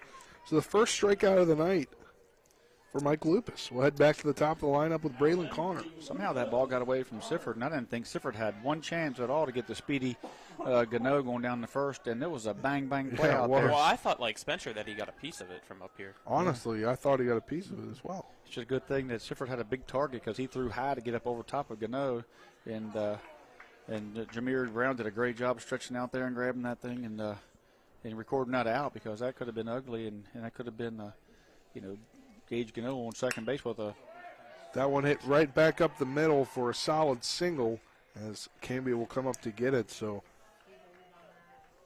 I mean, Braylon Connor, what can we first say? Hit the games that we've done Braylon Connor for tonight. Hedgesville and what we see, on Game Changer and what we hear and see the stats, he's just been an unbelievable on-base guy, and his batting average is way up there, some of the best in the EPAC. Fouled off. Ruiz fouled that one off. Did it break the camera this time? Nope, we're good. The last time, if you remember, Braylon went deep against Martinsburg in that game that when they broke it open. The 0-1 delivery to Ruiz, that one low for ball one. That's something you like to have in your leadoff guy, a little power. Guys who can put it in the gap, get lead off the games with doubles, but you also want to, let them hit it where they pitch it and take what they give you as well. 1-1 delivery, that one catches the corner for strike two, brings the count to 1-2. That was a good pitch by Lupus there, kind of fooled Jackson a little bit, got in on him, and not much he could do with it. 1-2 delivery, that one hit right back up the middle to Lupus. Lupus going to throw over to first for the second out of the inning as he gets the 1-3 ground out on Ruiz once again. And that fielder's choice allows the runner to go to second as well. He had the soft contact. There's no way for a double play there. He's just lucky to get the out the way it took the Baltimore chopper, off the turf there. But if he gets that ball, to the left side more and away from Lupus, that could have been trouble. First pitch swinging is Canerium. It's not me tonight. It's Colin. That wasn't me. Or that must have been Spencer, but it's not me. Allergies and the cold weather. 0-1 the count here. How do you get allergies on a plastic grass field? I won't ask questions. I've had allergies for the last 4 days. That one in there. Hits the turf for ball one, brings the count to 1-1. I think he's crying a little bit over his botched date the other night. I ain't getting involved. I heard you. 1-2 delivery. Mm-hmm. We're 1-1 delivery in there for a strike call. Canarium's got another base runner in scoring position. Hedgesville's got an opportunity. Don't want to leave that. Called strike three. That'll end the inning. We'll head to the bottom of the third after this 60-second break. You're tuned into EPAC Baseball on Talk Radio WRNR and TV 10. Back in 60 seconds. Happiness grows here. Orr's Farm Market. Spring has sprung. Time to head to Orr's Farm Market to find your flowers, veggie plants, bagged mulches, and potting soil. Visit our bakery counter to try our new homemade quiches, pepperoni rolls, and don't forget our pie flavor of the month for April, Boston cream pie. We have West Virginia food products, local coffee, honey, maple syrup, dairy, and meat. We have 25 new Orr's jam and salsa flavors for you to try. Check us out at orrsfarmmarket.com, and remember, Orr's Farm Market, happiness grows here. The Palace Lounge in Martinsburg is the place to be. Join us every night to relax and enjoy football or basketball games featuring either the Martinsburg Bulldogs, Shepherd University Rams, or West Virginia Mountaineers. We will have steak night every Wednesday, trip nights every Thursday, and now taco and margarita nights every Tuesday. You can find us on Facebook or call 304-267-7520. The Palace Lounge is located at 1350 Edwin Miller Boulevard in Martinsburg. Welcome back to P.O. Faulkner Park here as we're in the bottom of the third inning, due up for Martinsburg, the 8-9-1 batters. As Tripp takes my scorebook. I thought he was trying to tickle you. Nah. Grove around and Everhart. Now I was just kind of looking here. Hedgesville is certainly is doing a good job of getting those runners, 60 and 60 feet away from plate there and getting them in scoring position here this game, but have yet to be able to get one across the plate. And it's the second inning in a row they've left a base runner scoring position. And last thing they'd actually left 2 and I guess 3 if you want to talk about the play at the plate there. But opportunities are there for Hedgesville. They got to keep on grinding and get to the next inning. They found ways to get on base for Lupus, but haven't found ways. And Lupus, you tip your cap to Lupus. He's found ways to keep him from crossing the plate. So I think he's doing what Coach Byler what his team's doing, and certainly what Mike Lupus is doing, and some of the plays that Oviedo has made is that Coach Byler will tell you that I think he thinks his team is competing right now. But on the other side of it, Hedgesville, except for that first inning there was the bunt and the base hit, they have pretty much shut Martinsburg down. First pitch into Jameer Brown is a ball, 1-0. If you're Hedgesville, Lane DeLauder specifically, you got to be frustrated. That one swung on and bounces off the third baseman Canarium's glove. It'll head into short left field, coming around to second, and out by a mile is Jameer Brown. That was an unbelievable play there by Braylon Connor. I mean, the ball gets under Canarium's glove, and Braylon never gave up on it. He took off out there. Generally, in 99% of the time, that is a two-base hit when it gets down that line. But the shortstop from the shortstop position went out there, slid, went on one knee, and turned in through a bullet back to the second baseman and got Jameer by a couple steps. That's a thing that you'll learn as a freshman. Maybe not take that. Well, it just took I don't think it's so much on Jameer's, I think 90% of the time that's a double. That's just an unbelievable heads-up base hit or heads-up baseball play by Braylon Connor. I mean, how many times do you see the shortstop go out into left field to pick? I mean, generally the left fielder picks it up, tosses it in, and he just becomes a cutoff man. But he wasn't going for that. He went after the baseball and seen he could make a play and made it. The 0-1 delivery, that one, as Everhart tried to get a bunt down, that goes to the backstop for a wild pitch. The point that I was trying to make earlier was if you're DeLauder, you got to be frustrated that he's only at that point giving up one hit, now 2 hits, and still trailing 1-0. Yeah, I mean that's baseball. It's tough. I mean, unearned runs, as a pitcher you hate them, but on the stat line, I mean at the end of the year, it shows how he competes. It shows that he's not going to let that one unearned run get him unglued. He's going to stick with his game, and he's going to have faith that his offense and himself, included in the offense, can get that run back, if not more. And he's going to keep this game close. In there for called strike 2. 1-2 the count here. 1 out. Keegan Everhart at the plate, getting time in right field tonight. 1-2 delivery. That one swung on and missed as he swings around and his helmet comes off. I think when he swung, somehow or another that helmet got down and hit him in the nose. Bumped him on the nose, as it came off. But he went after, Lane DeLauder elevated that pitch. He went up there after it and kind of swung, what we call kind of swing out of your shoes. But that young man has certainly found his way in the lineup, but I don't think that strikeout's going to hurt that because he certainly gives 110% on every pitch. Jordan Camby now in the box, back to the top of the lineup. First pitch in there for called strike number 1. Like I said earlier in the game, DeLauder batting average against about 150, maybe 151 now. Swung on and missed for strike number 2. Believe he might have gotten a little bit of it, but yeah, he did, just barely. Yeah. What I'm seeing out of Lane as he matures and becomes a junior, upperclassman is just his disposition, his maturity. He had some times when he got a little. 0-2 delivery, swung on and missed for strike number 3. Back-to-back strikeouts for Lane DeLauder. That's 4 in the game. We'll head to the top of the 4th inning after this 60-second break. Though Tripp can talk more about Lane DeLauder. You're tuned in to EPAC Baseball on Talk Radio WRNR and TV 10. Back in 60 seconds.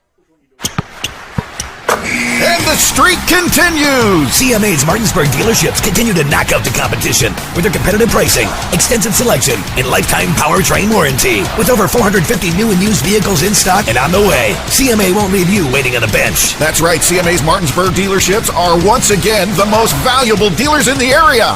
For the strongest and deepest lineups, visit CMA's Martinsburg dealerships online at martinsburg.cmacars.com today. And good luck to all Panhandle High School student athletes.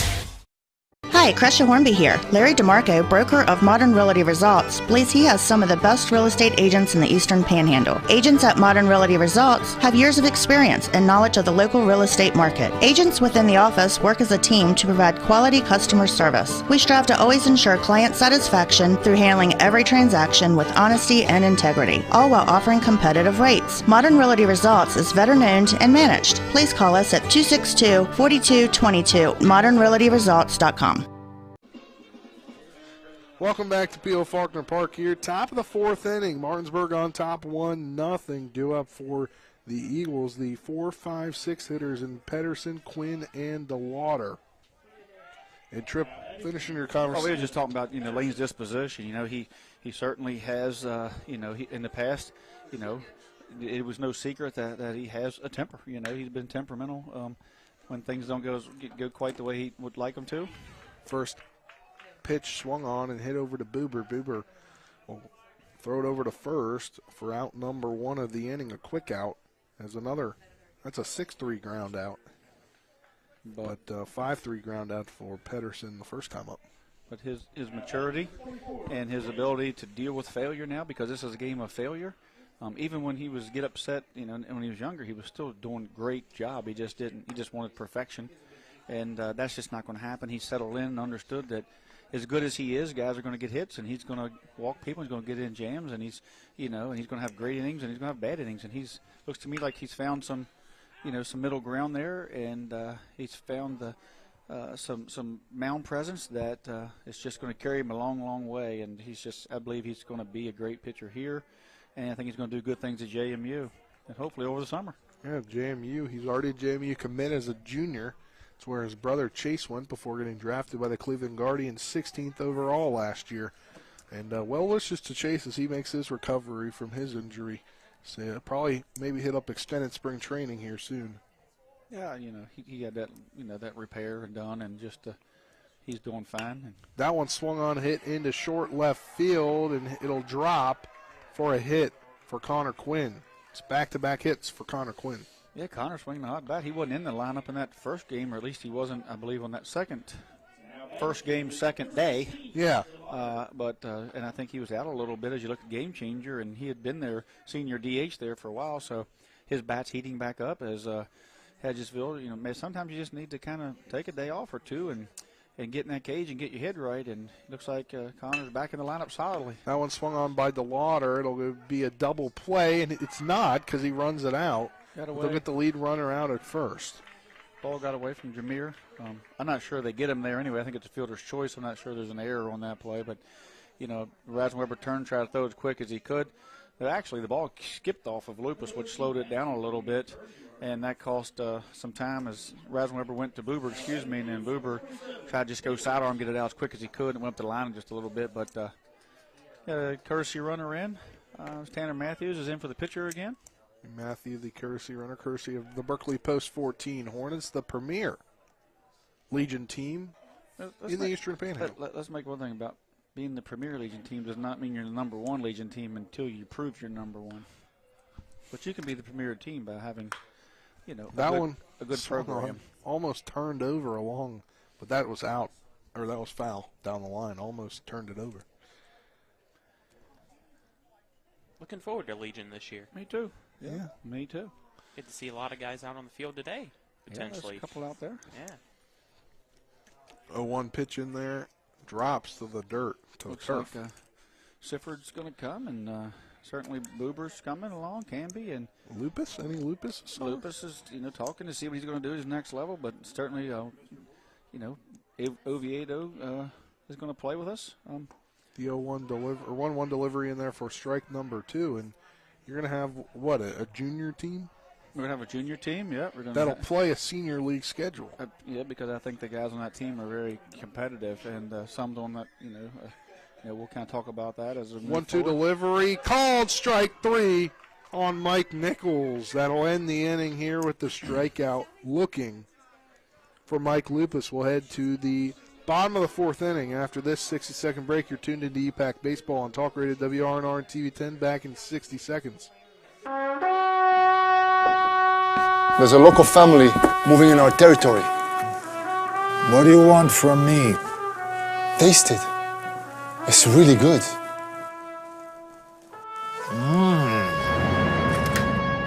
We're going to the mattresses. It's not personal. It's strictly business. Leave the guns. Take the pizza. Rock's, now serving hot, fresh pizza to die for. Ow, that really hurt. Remember when you were a little kid and saw your first deer? Oh, how cute. As an adult, maybe you've had a different experience. Where'd that come from? Bambi mess up your dream machine?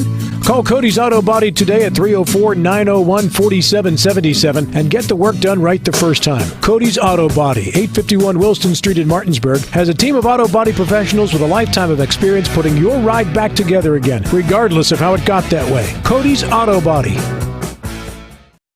Welcome back to P.O. Faulkner Park here.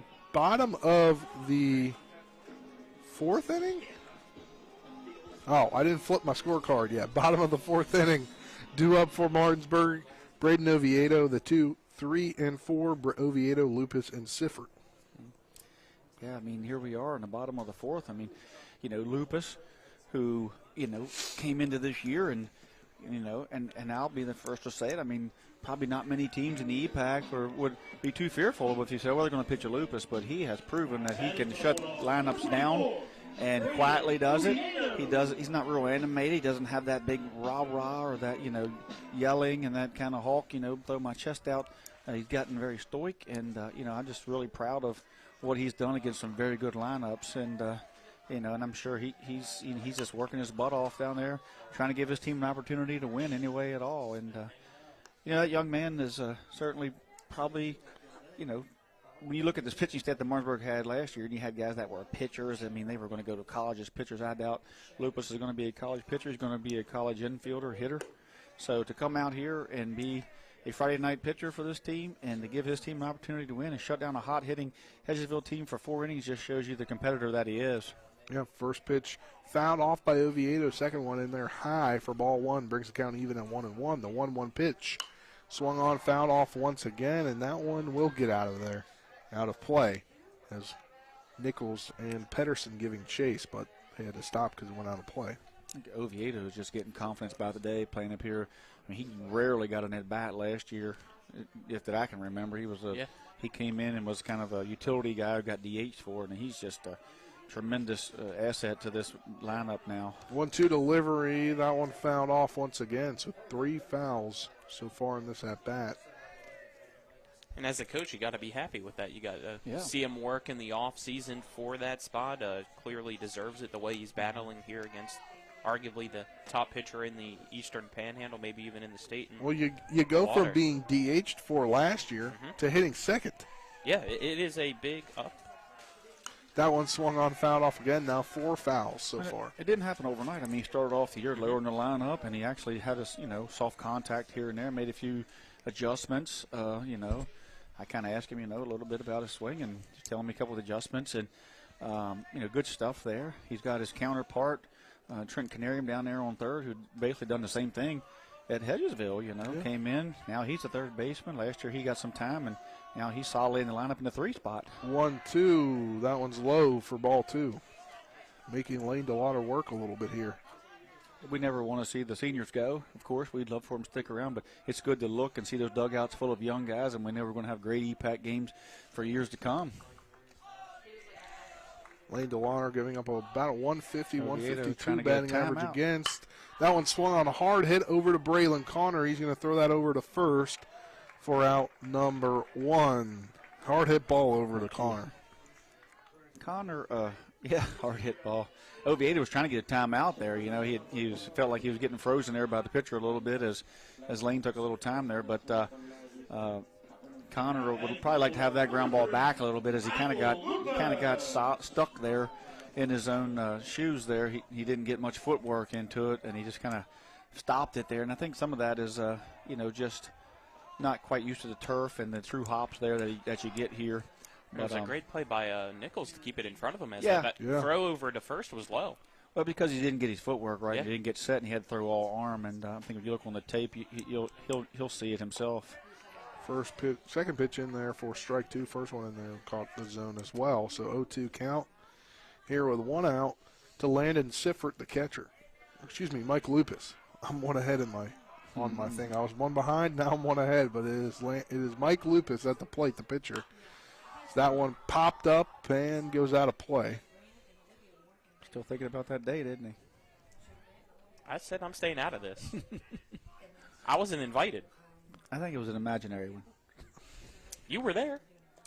Can we stop? Can we please just, this is an off-air conversation. I almost made him spit out his coffee, though, so that's... That one swung on, hit into left field, going back onto this West. And he can't make the catch, it'll hit the wall. Lupus the second with a stand-up double. Lupus helping himself out there. Again, that young man just continues to impress.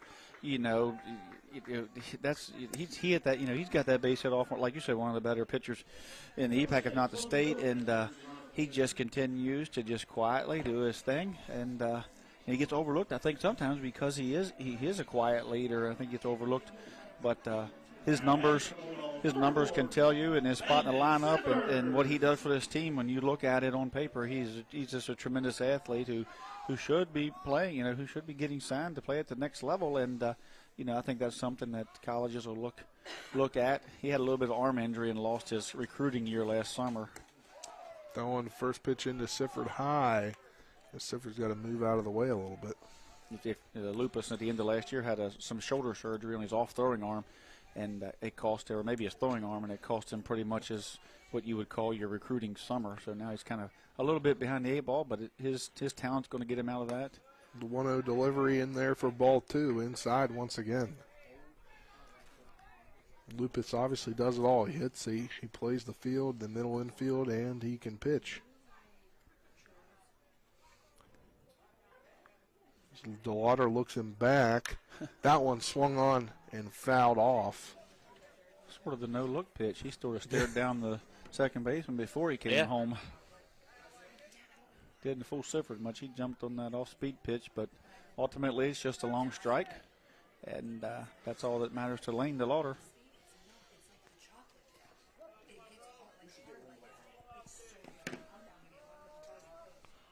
Two-one delivery from DeLauder. Catches the zone for strike two. Froze him a little bit. Threw that curveball up at him, and that big 6'6" frame come in, and feels like it's coming at your head, and he just kind of dropped down the zone, and Sifford just, froze him.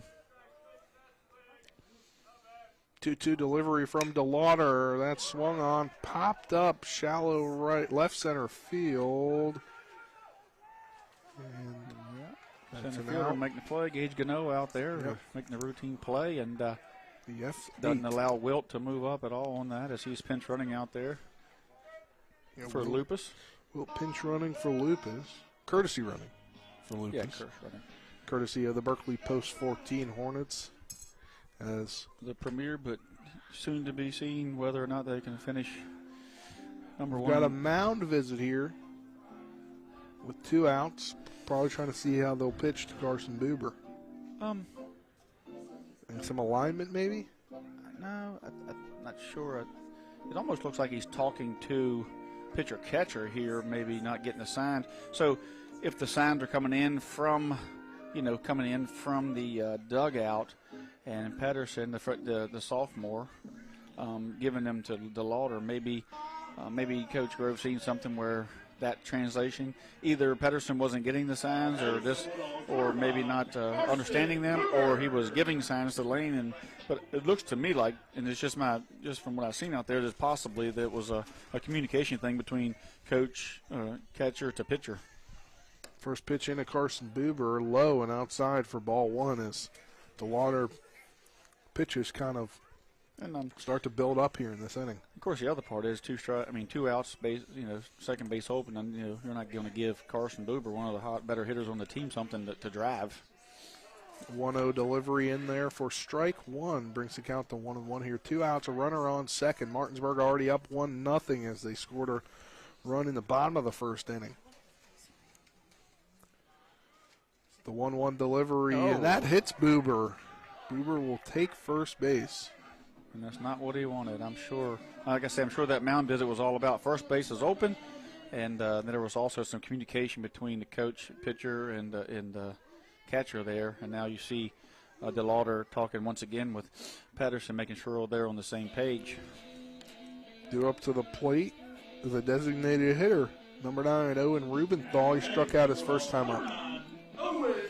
Again, not the worst thing that could happen to DeLauder, because as a pitcher, sometimes it's okay to pitch around a batter and hope that they, will give you some weak contact without grooving it. First pitch in to Rubenthal is a called strike 1. Now they got an out at any base. They don't have the hot hitting Buber had up. Now Rubenthal has the opportunity to get the RBI. That one swung on, fouled off, brings the count to 0-2 here with 2 outs. And Rubenthal coming up from the JV team last year, and then Buber on the varsity team.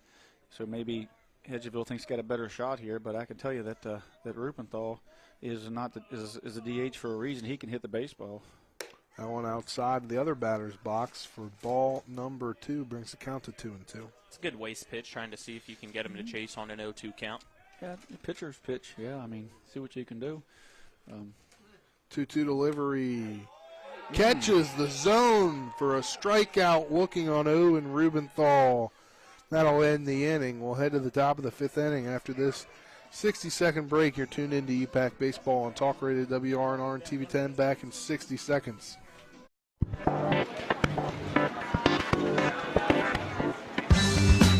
Laura. Hey, Laura. What's with the sunglasses? Ouch! The word is spreading. Bechtel Jewelers is home to some dangerously brilliant diamonds. See the difference at Bechtel Jewelers in Inwood. Sunglasses not included. With 4 new car dealerships and 4 used car dealerships in 3 states, Parsons is the largest used car and fastest growing new car dealer in the tri-state area. Take Parsons Ford with huge savings on hundreds of new Fords, financing from 0%, Parsons' goal of financing for all, and Parsons' famous above-market trade-in allowances that help make Parsons #1 for used cars too. See why so many won't buy anywhere but Parsons Ford in Martinsburg. We became #1 by making you #1 first. Parsons. Welcome back to P.O. Faulkner Park here. Top of the 5th inning. Due up for the Eagles. The 8, 9, and 1 batters as we're back to the bottom of the order. Landon Pence, the right fielder, who grounded out on a 4-3 earlier in the night in the 2nd inning. That one fouled off immediately, so 0-1 the count. Certainly, as you watch Hedgesville tonight, a team that takes a lot of pitches, and is their approaches. Apparently, they've done a little bit of homework on Lupus. No, he doesn't walk a lot of guys, so they're swinging early in the count, and I think that's just part of being a student of the game. As Lupus gets strike 2, and you're looking, and I think that's why you see Hedgesville not being quite as patient at the plate tonight as you've seen in the past, because of Lupus fills the zone up and doesn't give a lot of free bases. 0-2 delivery, that one low for ball 1. We're in a pitcher's duel here, fellas. Yes, we are. I love it. We are. A little different than the softball game last night. It was a rough one. That was a rough one. Tough game for Spring Mills. That one swung on and hit over to Oviedo. He'll make the throw across the diamond to Brown for out number 1. Yeah, Oviedo is just putting on a clinic out there with a leather. Yeah, I think it's safe to say that he should be a nominee for player of the game with how many plays he's had to make there in the hot corner. Yeah. One of my buddies, not a lot of offense tonight. You got to find other ways to find the player of the game. One of my schoolmates back in the day, when a play was made like that, he would say it's a crazy little thing called glove. Ooh, that nearly hits the man, but he gets out of the way, and Gage Gano. Gage is quick. He is quick.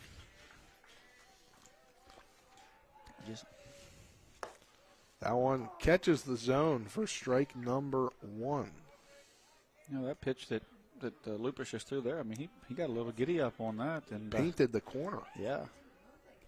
The 1-1 delivery, same exact spot, paints it once again. Beautiful movement on that pitch. 2-2 delivery. Like I said, he is a guy who can, he has control. And he's working quick right now. He's in the zone. 2-2 delivery, swung on and missed for strike number 3. Down goes Gage Gano, back-to-back strikeouts for him tonight. We'll head back to the top of the lineup in Braylon Connor, who grounded out 5-3 in the first inning and had a single in the third inning. He himself has, I believe, though he didn't catch the ground ball, I believe that he matched Oviedo with that play he had. That one grounded over to Oviedo, and he makes the throw over to first, and that'll once again be a 5-3 ground out and end the top of the fifth inning. We're still with Martinsburg on top 1-0. They'll try to get more runs here in the bottom of the fifth inning. You're tuned into EPAC Baseball on Talk Radio WRNR and TV10. Back in 60 seconds. Jambo Construction and Fencing Company, LLC, is a veteran-owned and operated company right here in the Eastern Panhandle of West Virginia that specializes in decks, fencing, and hardscaping. Find us on Facebook at Jambo Construction and Fencing to see more of the projects we've completed. For a free estimate, you can call Bo Bartley at 304-268-5452 or Jamie Gall at 304-279-5053. We are licensed and insured in the state of West Virginia, and as Martinsburg alums, we say, go Bulldogs.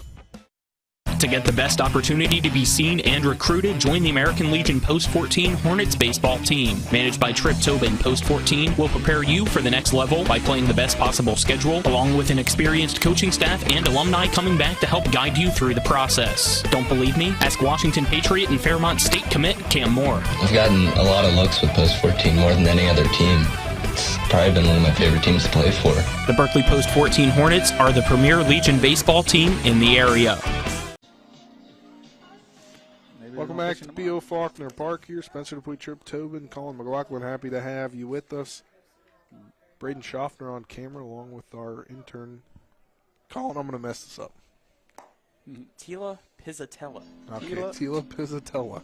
I was going to mess that up, so I knew you know how to say it. Yep. So I was going to let you say it. Where's she at? Down the line. Oh, you got her down there in the cold? She's fine. She's in the left field line? Yeah. She's working our secondary camera. She's down there on the party deck with the parents, Coach Byler's parents, and are they in town? Yeah, they're down there, and Coach Arnacki. They probably got charcuterie plates and all that stuff down there, whatever, however you call them. Charcuterie boards. All right, Yeah, back into baseball. Meat and cheese. Back into baseball here. Due up for Martinsburg, the 7-8-9 guys. That is Isaac Grove, and he's going to run. That one's out. I thought he ran that one out. Oh, man. That's bang play for sure. Unbelievable play by Connor. I mean, the defense tonight has just been just awesome. I mean, the only time that we've even seen a little bit of a throwaway is when Oviedo pushed that ball past the pitcher's mound, and Lane Dollar had to try to turn and just make a quick throw, and it just got kicked off of Nichols' glove, which allowed the runner to come around to third and eventually score. But other than that, this has been the cleanest, well-played game that we've seen this year. Jameer Brown due up, first pitch low and outside for ball one. Yeah, I think with seeing Griffin Madden, as Coach Byler iterated to in the pregame, is that they've seen that kind of velocity, 88, 89. So DeLauder sets in the mid-80s, and so that game, even though it was a loss, could have been a great setup game for this EPAC game for Martinsburg. So kudos to the schedulers, if so. 1-1 delivery low, but catches the zone for strike number 2, brings the count to 1-2. Keith going to have to watch out, or Chuck's going to play down under again between innings. 1-2 delivery, 1 out. Low and outside for ball number 2. Tripp's trying to get everybody in trouble today. He really is. Shepherd in action today. Ironic. Shepherd baseball in action today. Unfortunately, they fall 9-8 at Kutztown. Trevor Sharp got the start on the mound. The Eastern Panhandle native. Talk about that after this great play by Braylon Connor on the line out. L6 on that one. I thought that was a great short play. Base hit. Great play. He actually stabbed it, and I think he had to re-grab it because it kind of snow-coned it, and he secured it. So, young man, probably 5, 6, 7, 8 in stature, got up and looked 7 foot tall there. Keegan Everhart due up here. But talking about Trevor Sharp, he got the no decision tonight, unfortunately, with 7 innings of 8 hit, 5 runs, 4 earned, 1 walk, 6 strikeouts for the young man. The Eastern Panhandle native doing big things for Shepherd this year. Kutztown's a great baseball team in that way. You know, they're very competitive, and so. But he's really solid. Put himself in as that Friday night, that first conference game of the first conference game series starter this year. So, shout out to him for doing big things there at Shepherd. Pitch in there, the 0-1 pitch in there for a strike brings the count to 0-2. I got to see his little brother yesterday in the JV game at Musselman Spring Mills. He's a Tanner, plays for the Musselman JV team. I did see him on the roster. The 0-2 delivery, that one is outside and hits the backstop on the pass ball.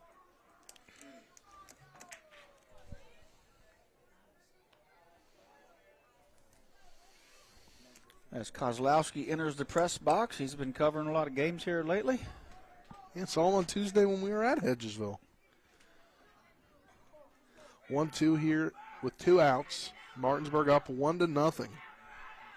That one swung on and missed as Everhart strikes out once again. He struck out in the 3rd inning, but that will do it for this bottom of the 5th inning. You're tuned into EPAC Baseball with Martinsburg on top of Hedgesville 1-0. We'll have the 6th inning when we return. You're tuned into EPAC Baseball on Talk Radio WRNR and TV 10 back in 60 seconds. Jambo Construction and Fencing Company, LLC, is a veteran-owned and operated company right here in the Eastern Panhandle, West Virginia, that specializes in decks, fencing, and hardscaping. Find us on Facebook at Jambo Construction and Fencing to see more of the projects we've completed. For a free estimate, you can call Bo Bartley at 304-268-5452 or Jamie Gall at 304-279-5053. We are licensed and insured in the state of West Virginia, and as Martinsburg alums, we say, go Bulldogs.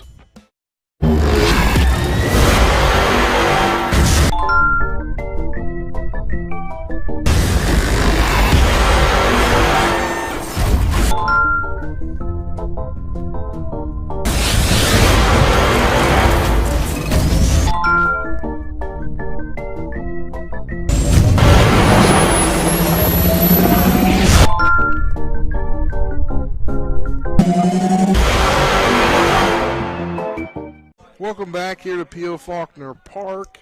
Spencer Puig, Trip Tobin, and Colin McLaughlin, happy to have you with us here in the 6th inning. The 2-3-4 batters due up: Ruest, Canarium, and Pedersen. And as things are moving and grooving here in this pitcher's duel. First pitch in there to Ruest, a called strike 1. Ruest, a big lefty, three-sport athlete up here at Hedgesville, finishing out his senior year. In there for strike 2. Quarterback, and I guess he's a shooting forward, I believe, isn't he?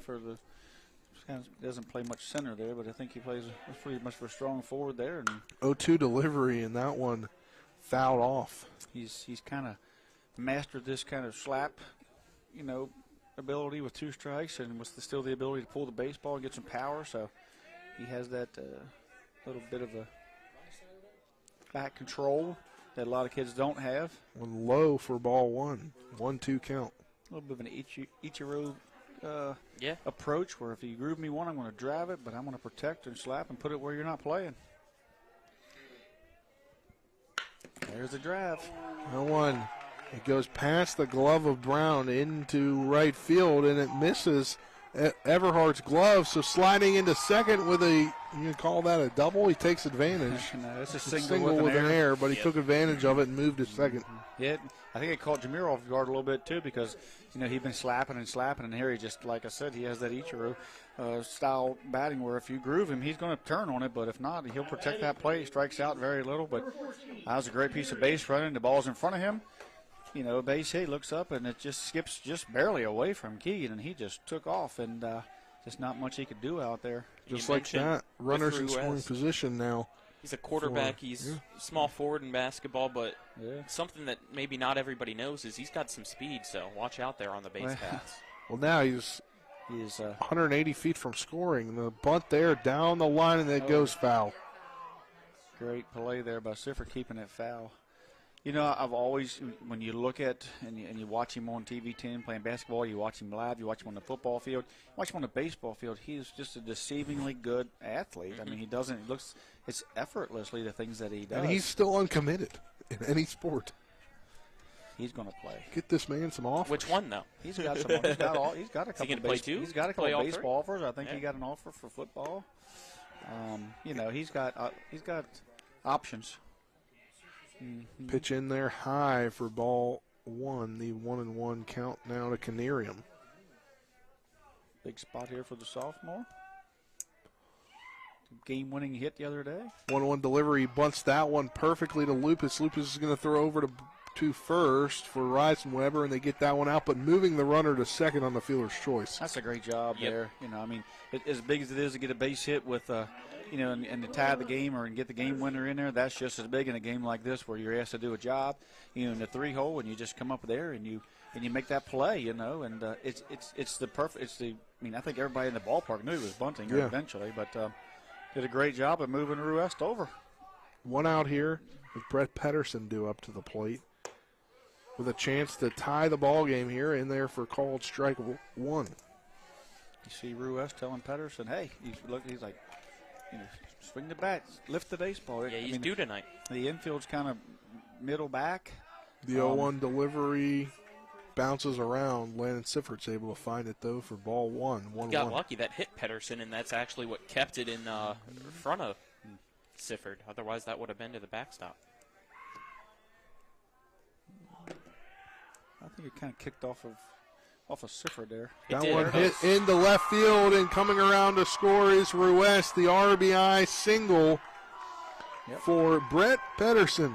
Get him on, get him over. And I think some of that, of course, you can attribute that to the heads-up base running of Ruest to get him to second, and then a great bunt by Canarium. But then I think the senior, he kind of revved up Pedersen a little bit when he took that first strike, and Jackson just kind of yelled down there like, "Let's go!" You know, let's hit it. And I think that believe it or not, I think that gives the younger guys confidence when, you know, and it wasn't a derogatory "let's go." It was like, "Let's go, I believe in you" kind of thing. And I'm pretty sure, you know, that has to feel good as a sophomore to have your senior leaders, give you that little bit of a push, and do it in a positive way. And Pedersen is just getting better and better each game. That another sophomore that's going to be fun to watch over the years.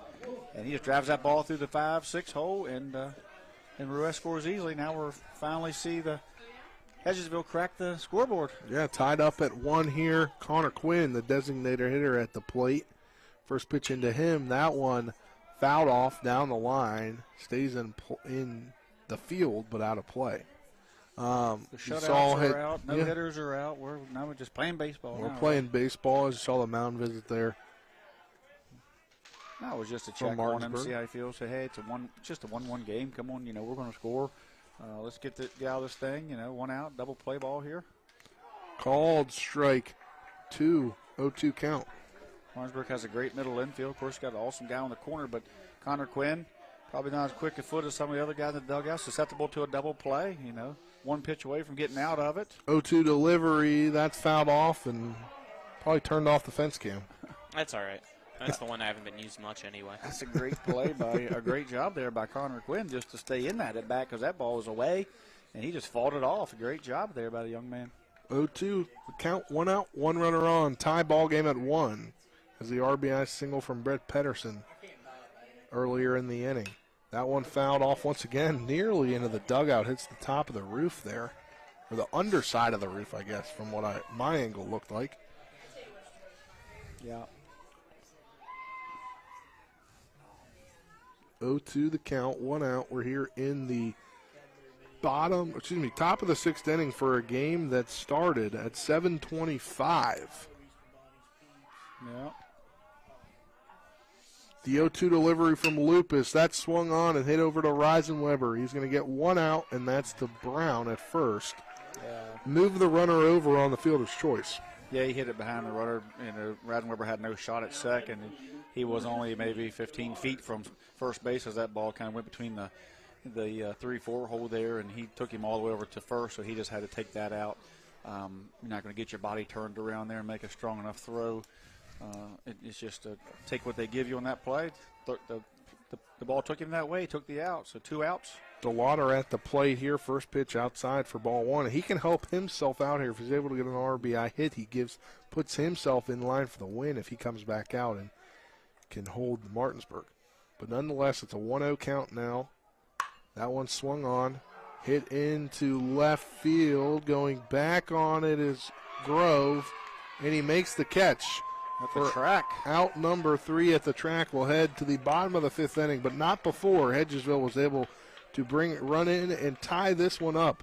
You're tuned in to EPAC Baseball on Talk Radio WRNR and TV 10. Back in 60 seconds.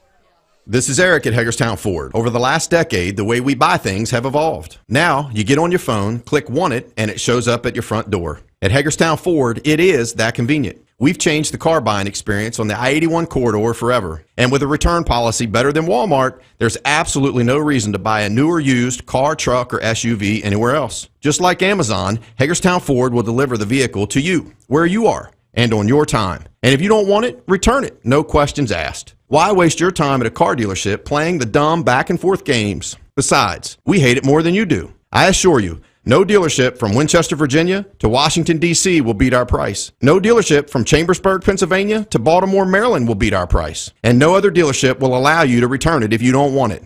Hagerstown Ford absolutely provides the best experience at the best price. Visit HagerstownFord.com to schedule your VIP experience. Click on the vehicle you want and get your new ride delivered to you at no risk. See dealer for details. Welcome back to P.O. Faulkner Park. Colin says, wow, what's going on here? I just was seeing, I heard it earlier, it was whenever the trees at the Masters we Augusta were talking about that down, earlier. I just got to see the video for the first time, and wow, I didn't realize how close it actually was to people that are in attendance there at the Masters, but fortunately nobody was injured, so that's great to see, but I know it got postponed for till 8 a.m. tomorrow. We'll continue till 8 a.m. tomorrow, but it's a good thing that nobody was injured by those trees. That's the most important Due up for Martinsburg, the 1, 2, 3 hitters, Canby, Oviedo, and Lupus here in the bottom of the 6th inning, all tied up at 1 apiece. The game's moving right along. You'd think we have a pitch clock out there the way this game's moving. And Kaz says, if you bring it up, things will change. If you talk about a no-hitter, it gets broken. If you talk about... We had extra innings in the JV game. Yeah, you had extra innings in the JV game, so, let's talk about that so it won't happen, right? But, no, if we keep on seeing great baseball like this, I could sit here all night long and watch it. First pitch into Canby, high and inside for ball 1. Pitching's been phenomenal. The base running has been, the guys taking advantage of some miscues, and then just the fielding has just been spot on. It's been great to watch as this pitching duel and this defensive duel, has us into almost 6 innings in a 1-1 game. Low there for ball 2. 2-0 the count here. That one in there for called strike 1. I thought Canby wanted. I like that. I think time out there. He kind of backed out. He wanted to kind of. But I think what he wants to do is draw a third baseman in a little bit. It's just give Lane DeLauder another look to throw at. But Lane threw right through it and catches the zone for strike 2 as he comes back to even things up here at 2-2 in the count. He's about to throw pitch number 69 coming up. 5 innings so far. 4 hits, 1 run, not earned with 6 strikeouts. That one checks the batter and he's out for called strike 3. Make it 7. Check swing there by Canby Ford on the fastball that started on the middle of the plate and worked its way out. Canby knew it was a ball, tried to hold up, but he'd already committed, and just a great pitch there. A 2-0 count that turned into a 2-2 count by some good fastballs, and then got himself in a position where he tried to get Canby to chase, and he did. Canby's the only guy on the team, I believe, with, where he scored, and I think they have a couple hits, and he's got one of them. Yeah, he's got 2 strikeouts on the night now, but a single in the first inning. First pitch into Oviedo, a called strike 1. And that run in the bottom of the inning certainly has to give, Lane DeLauder some confidence and some life here. That one swung on. It's going to be fair as it goes along the line with Canarium. Second time tonight we see Braylon Connor all the way down and fielding that ball, beating Ruiz to it and holding him to a single. And I'm telling you, without Connor doing that, those are doubles. Yeah. And, he just reacts to the baseball, and he doesn't give up when he sees the ball gets to the third baseman. He reads it under his glove down the line and just gets after it. And just a great athletic play there. Just gets after it. Mike Lupus could help himself out here. It's a tie ball game. He's at 86 pitches through 6 innings, 6 hits, 1 run. That's earned, 1 walk, 4 strikeouts, as he could be getting close to the end of his night pitching, just numbers-wise. Pitch in there for a ball, 1-0 the count.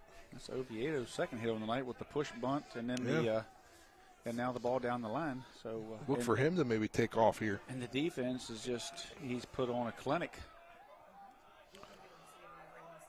1-0 delivery. That one in there for called strike 1.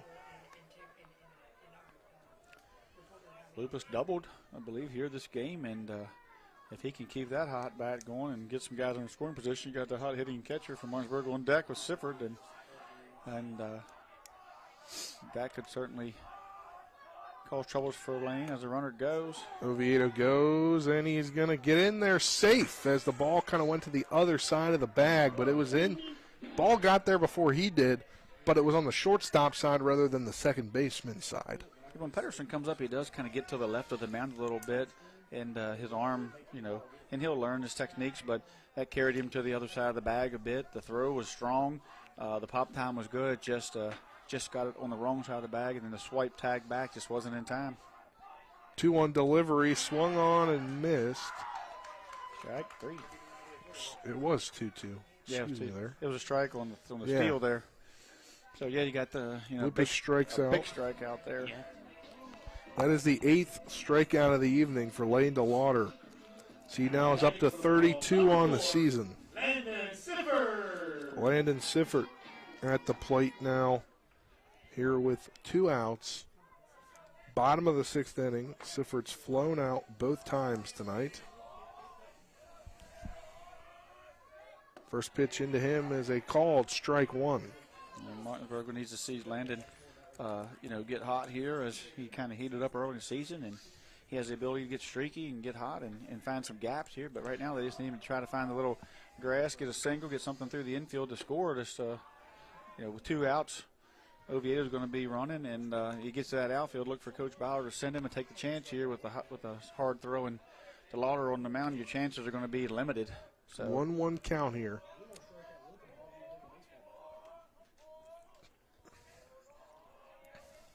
One delivery. That one inside for ball 2. Curveball didn't get on top of there. Just kind of stayed up.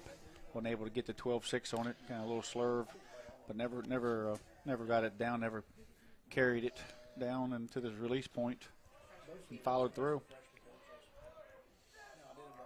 Runner on second. 2-1 delivery outside, and that one just goes to the right of Pedersen. So Oviedo doesn't chance it, and he goes back to second. Maybe he's reading dirt ball from there. It's hard to read from that angle straight on out there behind the umpire. But, if it would have got away far enough, Oviedo would have took off. He looked like he wanted to go. They're going to be aggressive here. Again, their chances of scoring on Lane are probably going to be limited. So they're trying to take advantage of this situation. 3-1 delivery high for ball 4. Landon Sifford will walk. That's the first walk of the night issued by Lane DeLauder here as he gets up into the 80 pitches. Want to see Wilt? Oh, no, 15 going to be Alter. Christian Alter. Number 15, Christian Alter coming in to run. Courtesy run for the catcher. Courtesy of the Berkeley Post 14 Hornets. Legion team that plays here at P.O. Faulkner Park. We'll get to see 2 of them this year. I hope Mike makes you do all the games, both teams. You're out here every night. If you have a B team, maybe there's no B teams. No, if you have a second team, maybe we could have a second broadcast team. Just kidding. Yeah, that'd be good. Maybe give Teely a shot. That one swung on and missed by Carson Buber for strike number 1. I'll just put the headset on at third. We'll just wire you up. We'll do our best, yeah. We can wire you up as long as you don't cuss. Yeah. I don't do that. Not in my field or at home. The 0-1 delivery swung on, and that goes into left field. Oviedo's going to come around to score as Ruiz can't get it. One run's going to score. Coming around is Alter. They're going to send him, and he scores. Martinsburg up 3-1 as they break this tie with an RBI single from Carson Buber. Ball A got 2 RBI single. That's a 1 RBI with an One error. RBI. Yeah, so you got, I think it was going to be a heck of a close play at the plate because, and I think that's what happened. I think he just came, I think Ruiz just looked up and see where the runner was just a bit too early, and ball got under his glove, and then a great base running by Christian Alter to not stop, and ended up being not a throw at all to the plate. But, as a baseball fan, you like to see Ruiz get that thing and send it home and have that bang-bang play at the plate. None of those runs were earned. No. Yeah, that's tough, and Why you got to not? feel for Jackson in that situation. According to the too. game changer, none were earned. Well, the first one should have been. I mean, I guess they're calling it a single with he moved up both scored on the error then. I guess.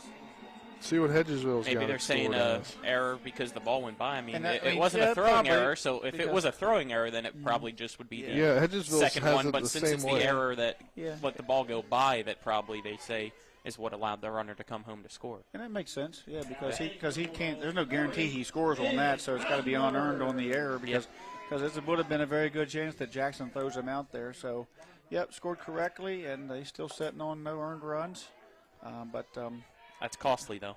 It's costly. Yeah, it's going to be tough with 3 outs to go to make up those runs. But we've seen Hedgesville do it the other night. When Canarium come through and still a runner on second in Buber. And we're talking about 2 runs. A base hit here from Reisenweber, and it could be a 3-run deficit. Mm-hmm.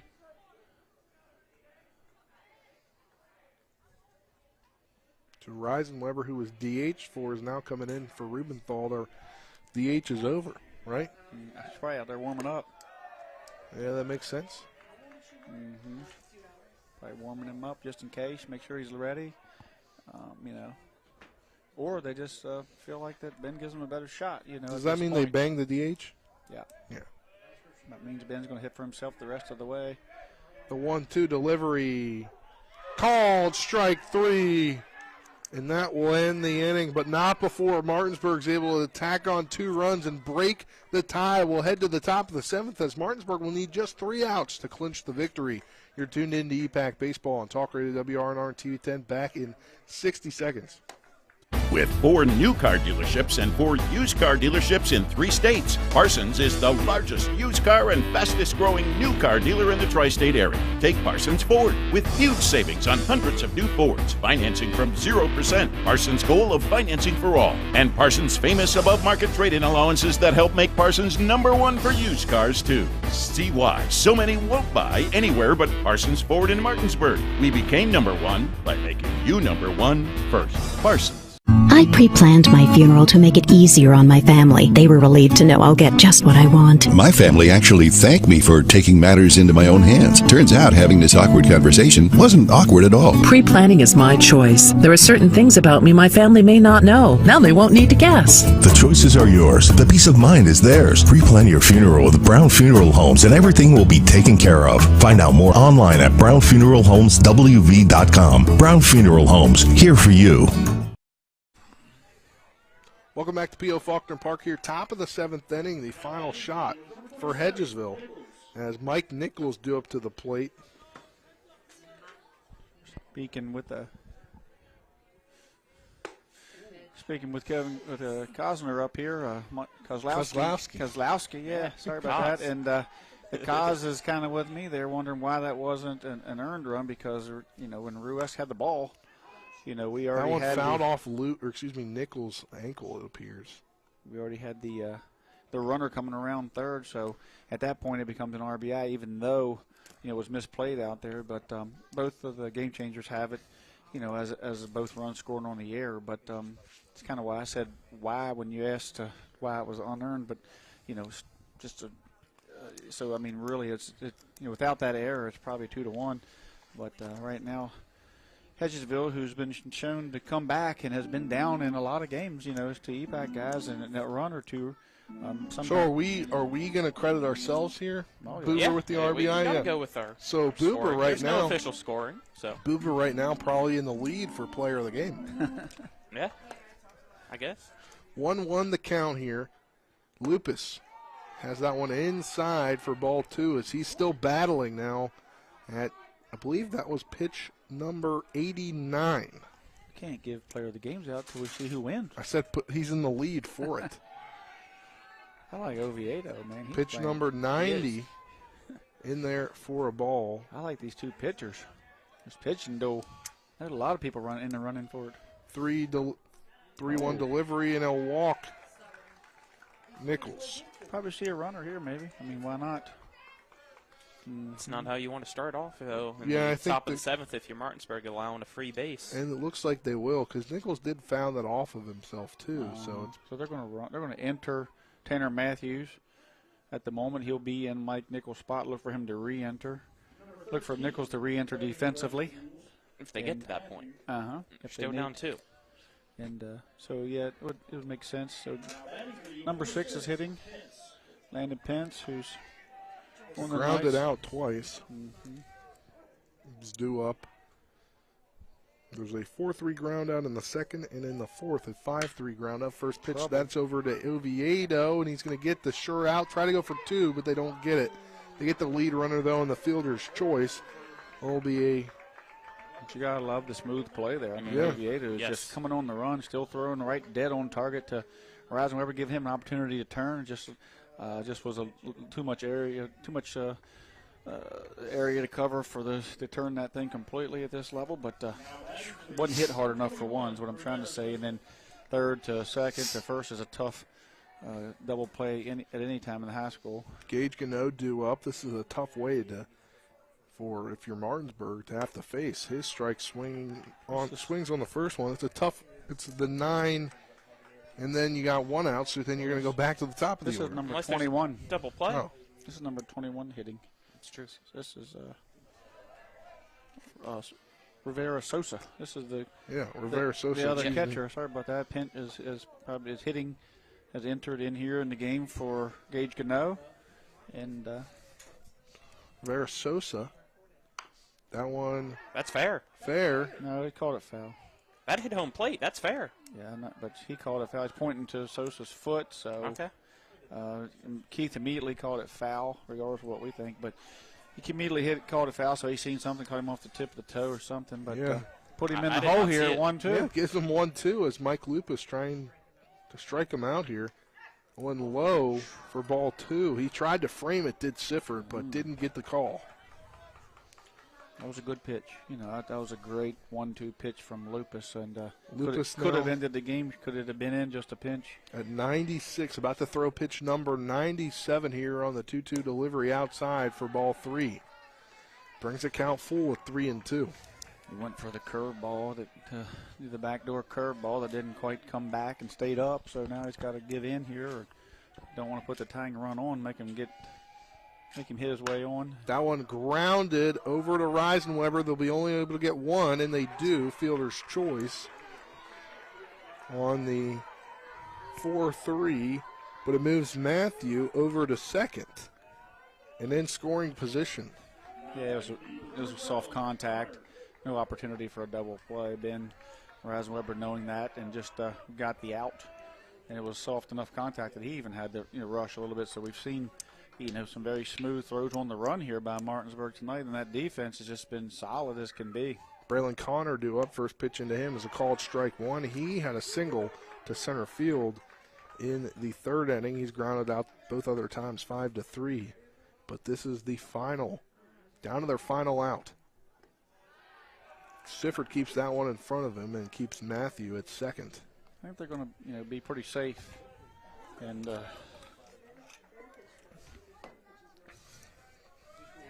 continue to attack the strike zone, I'm assuming is how you were finishing that sentence. A 1-1 delivery, that's fouled off, brings the count to 1-2. Well, I think the fact that they're going to be very careful with Braylon here. He's one of the hottest hitters in there, and he has had home run power. We've seen it at Eagles Park. So I mean, this is a big at bat here. 1-2 delivery for Lupus, swung on and missed. Sifford's going to have to complete it over, and that one goes into the outfield. Coming around to score is Matthew. It's a 3-2 game going into second. Sliding in is Braylon Connor, and he advances on the strikeout as the air advances him to second. And we've got 1 run in here, and This thing just got a lot tighter than we thought it was going to be. Yeah, Sifford makes a throw down there, and that's all he's got to do. We've seen something similar to this, on the other way around on a ball that got away from the first baseman. A run scored last year, so, But Martinsburg's doing a great job. Zarnecki's coming in, patting Sifford on the back, saying, hey, it happens, and Lupus, the pitcher, the one who probably should be the most upset about it or could be the most upset about it, just kind of pats Sifford on the back, says, hey, let's go. So, that just shows such maturity on the pitcher. And Lupus, probably more than anybody on that field, wanted his game to end on that strikeout. You know who's coming in to hit now? Comes Jackson. Jackson Ruiz might want redemption after he gave up those 2 runs. That's the thing about baseball, it comes back around. It comes back around and gives you another chance. First pitch in to Ruiz is high for ball 1. That's pitch number 103 for Michael Lupus. Got to watch here. 110. Probably could be his last at bat. Yeah. That one fouled off. So Rubenthal likely coming in here soon, if they extend the inning. 2 outs. Martinsburg on top 3-2. Once again, you got to be safe. I mean, first base is open. You make them get, hit their way on. 1-1 delivery nearly hits Ruiz, but it's going to make the count 2-1. Yeah, you don't want to give in to Ruiz and give him something. Last time he yanked the ball into right field, that's certainly going to score a run as you have the right fielder back, being respectful to the power that he has. So, the speed and base running of Connor is going to score on a base hit. And that one hit right over to Boober. Boober's going to make the throw, and that will end the game. Martinsburg gets the 3-2 victory over Hedgesville. Redemption from the prior game. That ball was hit, man. That was on a line, That was hit on a line, and Boober did a heck of a job of just dropping down and being a backstop there, knocking it down and making a great throw. Just the defense tonight was unbelievable, and the pitching was just unbelievable. It's just a great, great game for Martinsburg to stop this streaking Eagles team and even up the series. Yeah, and that'll do it for our game broadcast. When we come back, we'll start the post-game show. Final here, Martinsburg gets the 3-2 victory. You're tuned in to EPAC Baseball on Talk Radio WRNR and TV10 back in 2 minutes. Before the invitations and the dress, the flowers, cake, candles, or vows, there was an answer to a question proposed with a ring. Bechtel Jewelers knows that an important part of your wedding happens before the I-dos. We're a diamond store with an engagement and bridal jewelry selection that's both exciting and accessible. On the big day, there's everything else, and there's the ring. Make sure you get this one right at Bechtel Jewelers in Inwood. With 4 new car dealerships and 4 used car dealerships in 3 states, Parsons is the largest used car and fastest growing new car dealer in the tri-state area. Take Parsons Ford with huge savings on hundreds of new Fords, financing from 0%, Parsons' goal of financing for all, and Parsons' famous above-market trade-in allowances that help make Parsons #1 for used cars too. See why so many won't buy anywhere but Parsons Ford in Martinsburg. We became #1 by making you #1 first. Parsons. March Madness isn't just a time for the best basketball action. March is the perfect month to market your home and beat the real estate market madness. Angela Horner is an Eastern Panhandle native and rooted in this community as a dedicated full-time real estate professional for 15 plus years. Let her put her expertise and marketing plan to work for you. Call 304-725-1001 or visit wvpropertyexpert.com to schedule a free marketing analysis.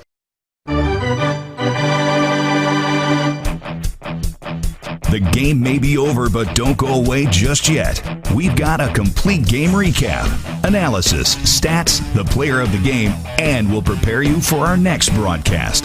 All on the post-game show. So let's return to the field and rejoin our Talk Radio WRNR broadcast team.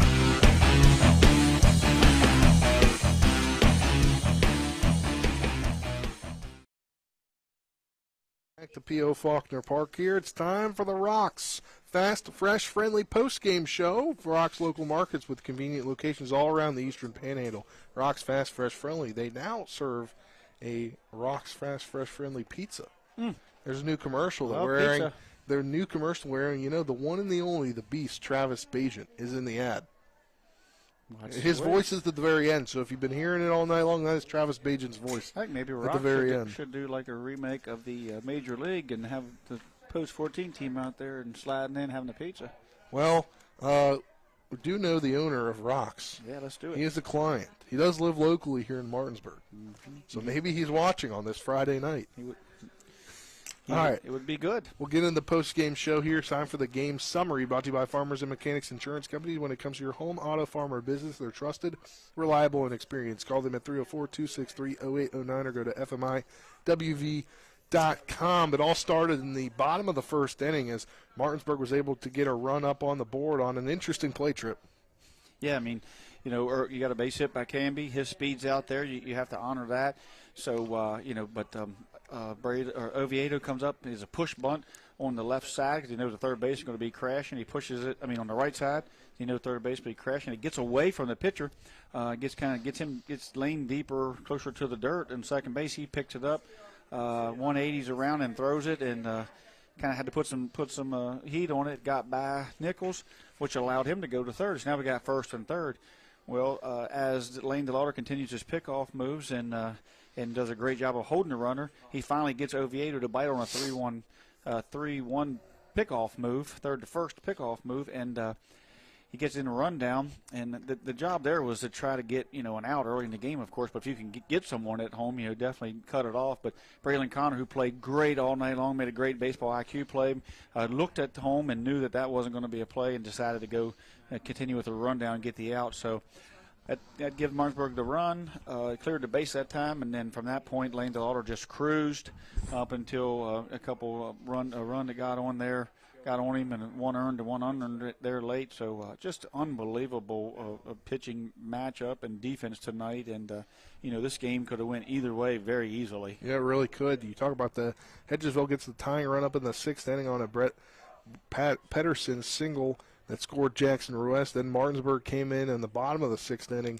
and is able to tack on 2 runs, 1 earned, 1 non, as you just mentioned. And then Hedgesville tried to make things interesting on the drop third strike error as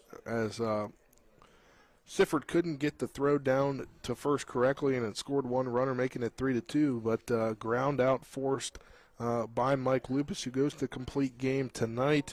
As we got 2 WVU Medicine Player of the Games tonight, WVU Medicine, Berkeley, and Jefferson Medical Centers. You got the Jefferson and Berkeley Medical Centers leading healthcare here and everywhere. Who are those 2? Well, it's Michael Lupus, of course, for that gutsy pitching performance, but there was hardly no way we could leave Oviedo out or pick between them because those 2 guys owned the field, the diamond tonight, one on the bump and one with the glove, and, of course, Oviedo came through with the bat as well, and it got Camby over for the ability to score there earlier. And Collins down there with both of them. Colin, take it away. Thank you, Spencer and Tripp. I'm down here with Michael Lupus and Braden Oviedo. Guys, congrats on the win. What a night so far. It was all you guys. Just talk about the win. Honestly, we just played hard throughout the whole game. Tough with the overthrow, but, you just got to get through it and move on to the next game against Greenbrier. For you on the mound tonight, very dominant, complete game, getting to strike out 5, go the full innings, only giving up 1 earned, 2 runs in total. Just talk about how you felt out there. My fastball felt dominant all day. Curveball, not so much, but cutter was also there. The 2 pitches right there. And then for you, Braden, defensively in the hot corner, you were on top of it tonight over there. Really made your presence known and felt throughout the entire game. Just talk about how you were feeling over there and just how hard you've been working to get to this moment. I was feeling pretty good. I knew Mike was on the bump. He was going to throw strikes or hit the ball, make the good plays. Perfect. And then offensively, I believe you had 2 hits tonight, so those were big differences as well in this game as it was a 3-1 win. So just talk about that and how you're feeling tonight offensively. I felt pretty good. I think my approach was good. My 2-strike approach I've been working on was really, really good. And that bunt, I think it really executed for scoring the first run of the game. All right, guys, appreciate the time. Congrats on the win. We'll see you guys tomorrow. Good luck. I'll switch you out now with Coach Aaron Byler. Coach Byler, redemption for your team against Hedgesville. A great home win in front of a great crowd. Just give me your thoughts on the game. Just a great atmosphere. I think that's what high school baseball is all about. Really just happy for our kids and the way they performed tonight. thought they competed very well, and I thought they showed a lot of maturity with how they handled some situations. I thought early on when we had first and third, nobody out, that could have been a big inning. We get thrown out second there. That could have been an inning. I thought maybe there was a bang-bang play at first to lead off an inning. I thought, that could have been an inning. So there were a couple things you point to. We don't field a ball in right field. Ruiz goes to second. We throw the ball away. There were multiple things where I thought we could have just, kind of packed it in or been upset about it, and they handled it very, very well. I was just proud of them. It's a 3-1 win, and now you guys, in 13 hours, get to be back at it here in a doubleheader against Greenbrier East. To just talk about the quick transition and the excitement for tomorrow. Yeah, before I talk about that, though, let's talk about the job Michael Lupus did. I mean, Michael Lupus, just tremendous job tonight for us. I just kept telling him, put us on your back, and he did that. He was just phenomenal tonight. I thought Carson Buber in a big spot. You like to see him come up with that hit. He's been struggling a little bit. He comes through for us. And talk about the turnaround. I told them they can enjoy it for about 20 minutes. They enjoy it for about 20 minutes. And then you got Greenbrier East tomorrow at 10 o'clock, so we got to be here at 8 o'clock. They won 2 against Washington today. They got their number 1 available tomorrow. We're not going to have our hands full, but we tell them all the time it's a grind, and how do you handle different situations. And beating Hedgesville tonight and showing up tomorrow morning at 8 o'clock is a different situation, but I think you show up a little bit, more awake with a win tonight, so we're happy about it. Any other thoughts on tonight's game? Nope, thank you. All right, thank you, Coach. Good luck. Back up to you, Spencer and Tripp.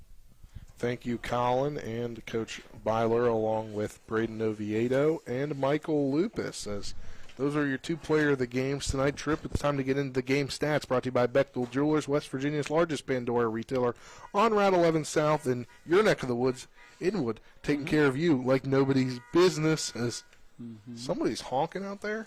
Traffic jam out there, I guess. Yeah. Let's go down the line here. Martinsburg with the win, 3 runs, 6 hits, 2 errors, maybe, and then you look at Hedgesville, 2 runs, 6 hits, I guess 3 errors, right? Tack on the air. Yep. Whatever they say. Whatever they say. There was an error out there. They just didn't get the earned run at the right time. Yeah, that's true. You're right. So the errors are the same. The errors are the same. We get some stats on the mound. Michael Lupus gets the win. 7 innings, 6 hits, 2 runs, 1 earned, 2 walks, 5 strikeouts on 107 pitches, 66 for strikes, facing 29 batters. Lane DeWater takes his unfortunate first loss of the season with 1 earned run, 6 hits, 3 runs, 1 earned, 1 walk, 9 strikeouts, 87 pitches, 62 for strikes, facing 24 batters. And unfortunately, he takes the loss, but he had another heck of a game. Yeah, I mean, it was a hard luck loss there. He was very dominant there, and you got to tip your hat to both of these offenses as they they don't have a lot of runs on. A lot of runs on the board, not a lot of hits on the board. But when some of their guys did get on base, like Ruiz took advantage of, just a little miscue. Martinsburg took advantage of it. Can be scorers when a lot of guys would have been hesitant. He took it off, and the base running tonight was great when they did get on, and the defense was phenomenal. And you just love to watch a great defensive pitchers duel that we've seen here tonight. You can't say enough about what Oviedo and Braylon Connor did, not only just with the glove but with hustle plays that Braylon Connor made out there in the field. Slow rollers here, the guys kind of made it look easy, and in the hustle play out there on the left field line by Connors kept Martinsburg at bay, shut down a big, early possible double 1 inning, which could have given Martinsburg a big lift. But these guys are going to be really tough. They're going to see each other in their sectionals. And I expect to see, more of the same out of these two teams. And I think when you look at Lupus now, I think that gives him confidence that, I can get EPAC wins, I can get sectional wins. And I think it lifts the team up to say that, hey, we got another quality guy who, these guys are overlooking, and he just quietly does his job. And, but that's going to go away, being overlooked, and I think the Martinsburg tomorrow has some guys that's going to go with. You got Rubenthal and Jameer and Oviedo, and those guys are going to be a great doubleheader tomorrow to see as well. Yeah, we will have that doubleheader tomorrow. Let's go over some hitting stats here.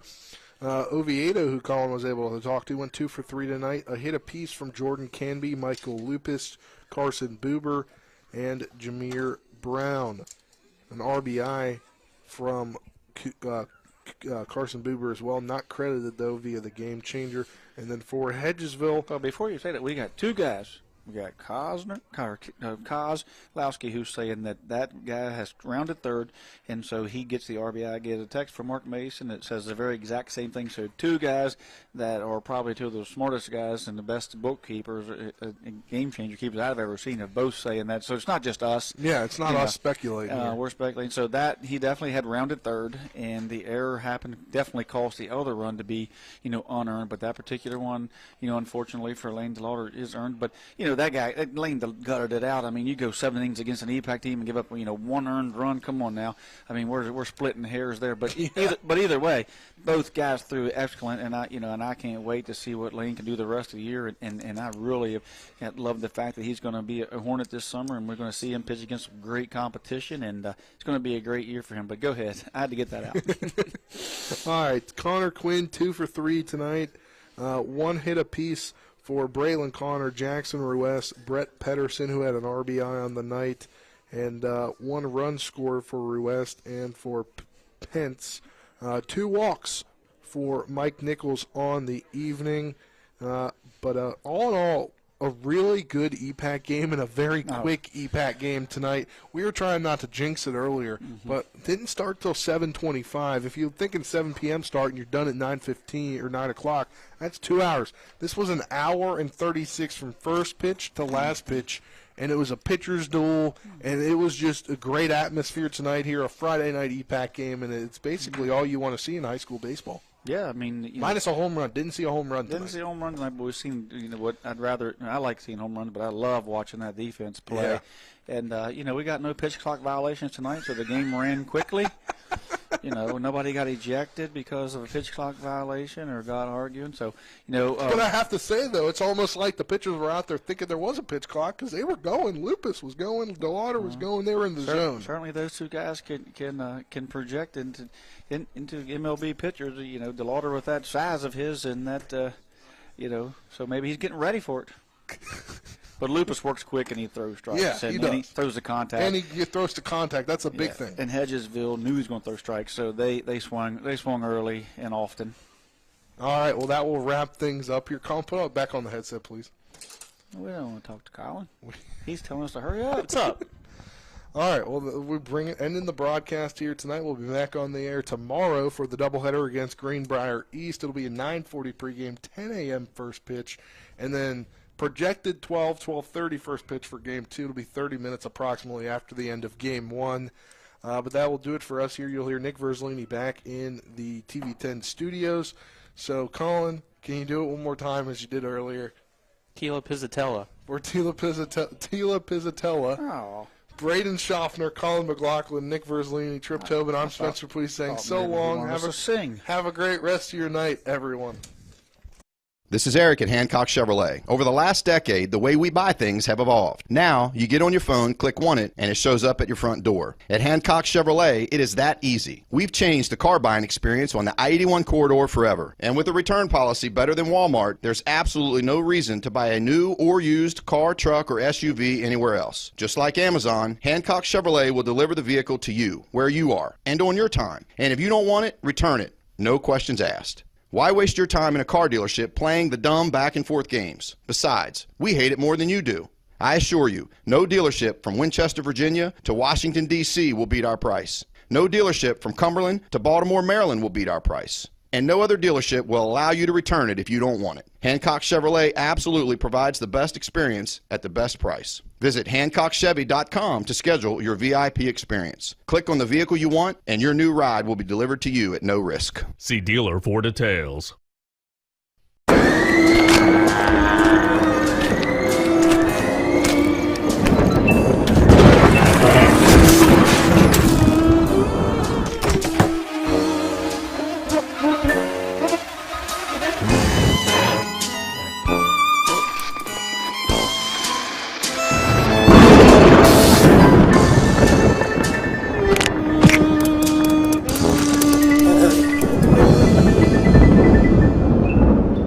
get the best opportunity to be seen and recruited, join the American Legion Post 14 Hornets baseball team. Managed by Trip Tobin, Post 14 will prepare you for the next level by playing the best possible schedule, along with an experienced coaching staff and alumni coming back to help guide you through the process. Brings up Camion Gonzalez with runners on the corners. Runner from first going, and it's a fair ball down the third base line by Gonzalez. That's going to allow one to score. The Berkeley Post 14 Hornets are the premier Legion baseball team in the area.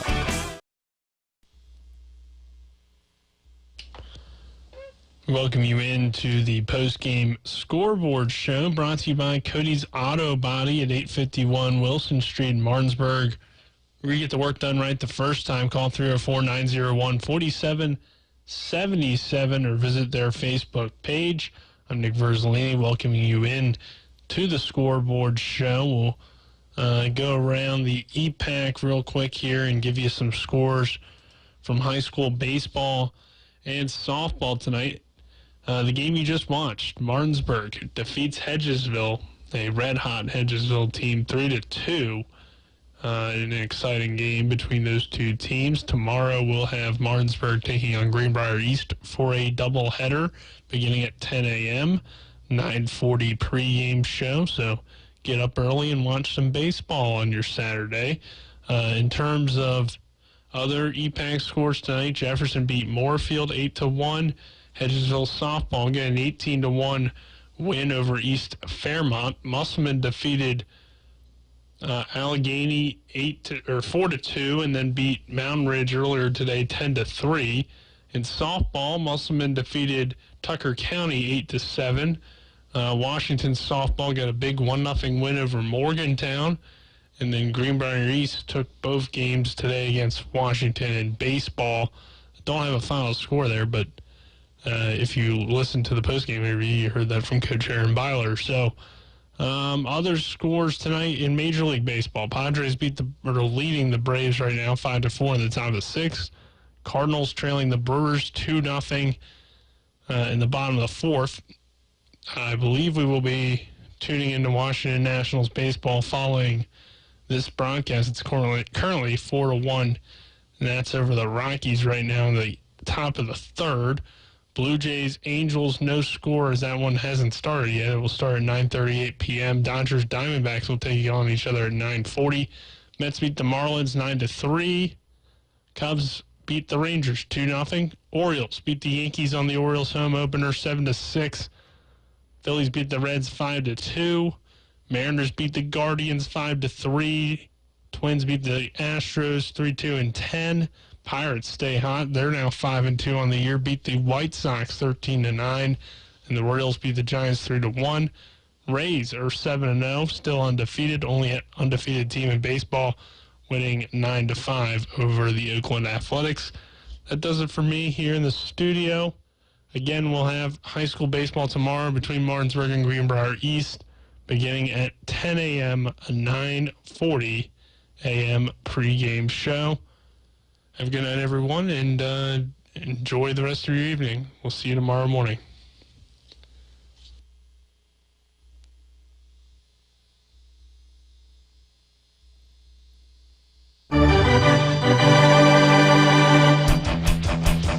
You've been listening to West Virginia High School Baseball.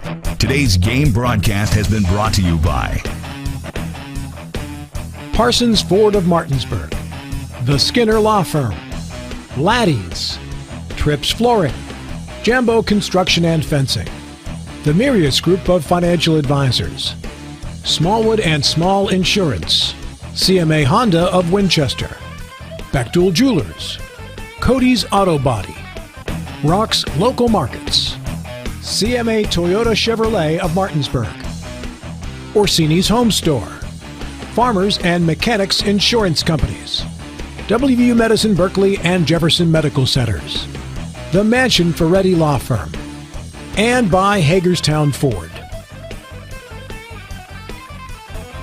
For the continued excitement of high school, college, and Major League Baseball, keep it tuned to FM 106.5, AM 740, Comcast Cable Channel 10, and online talk radio WRNR.com. All rights reserved.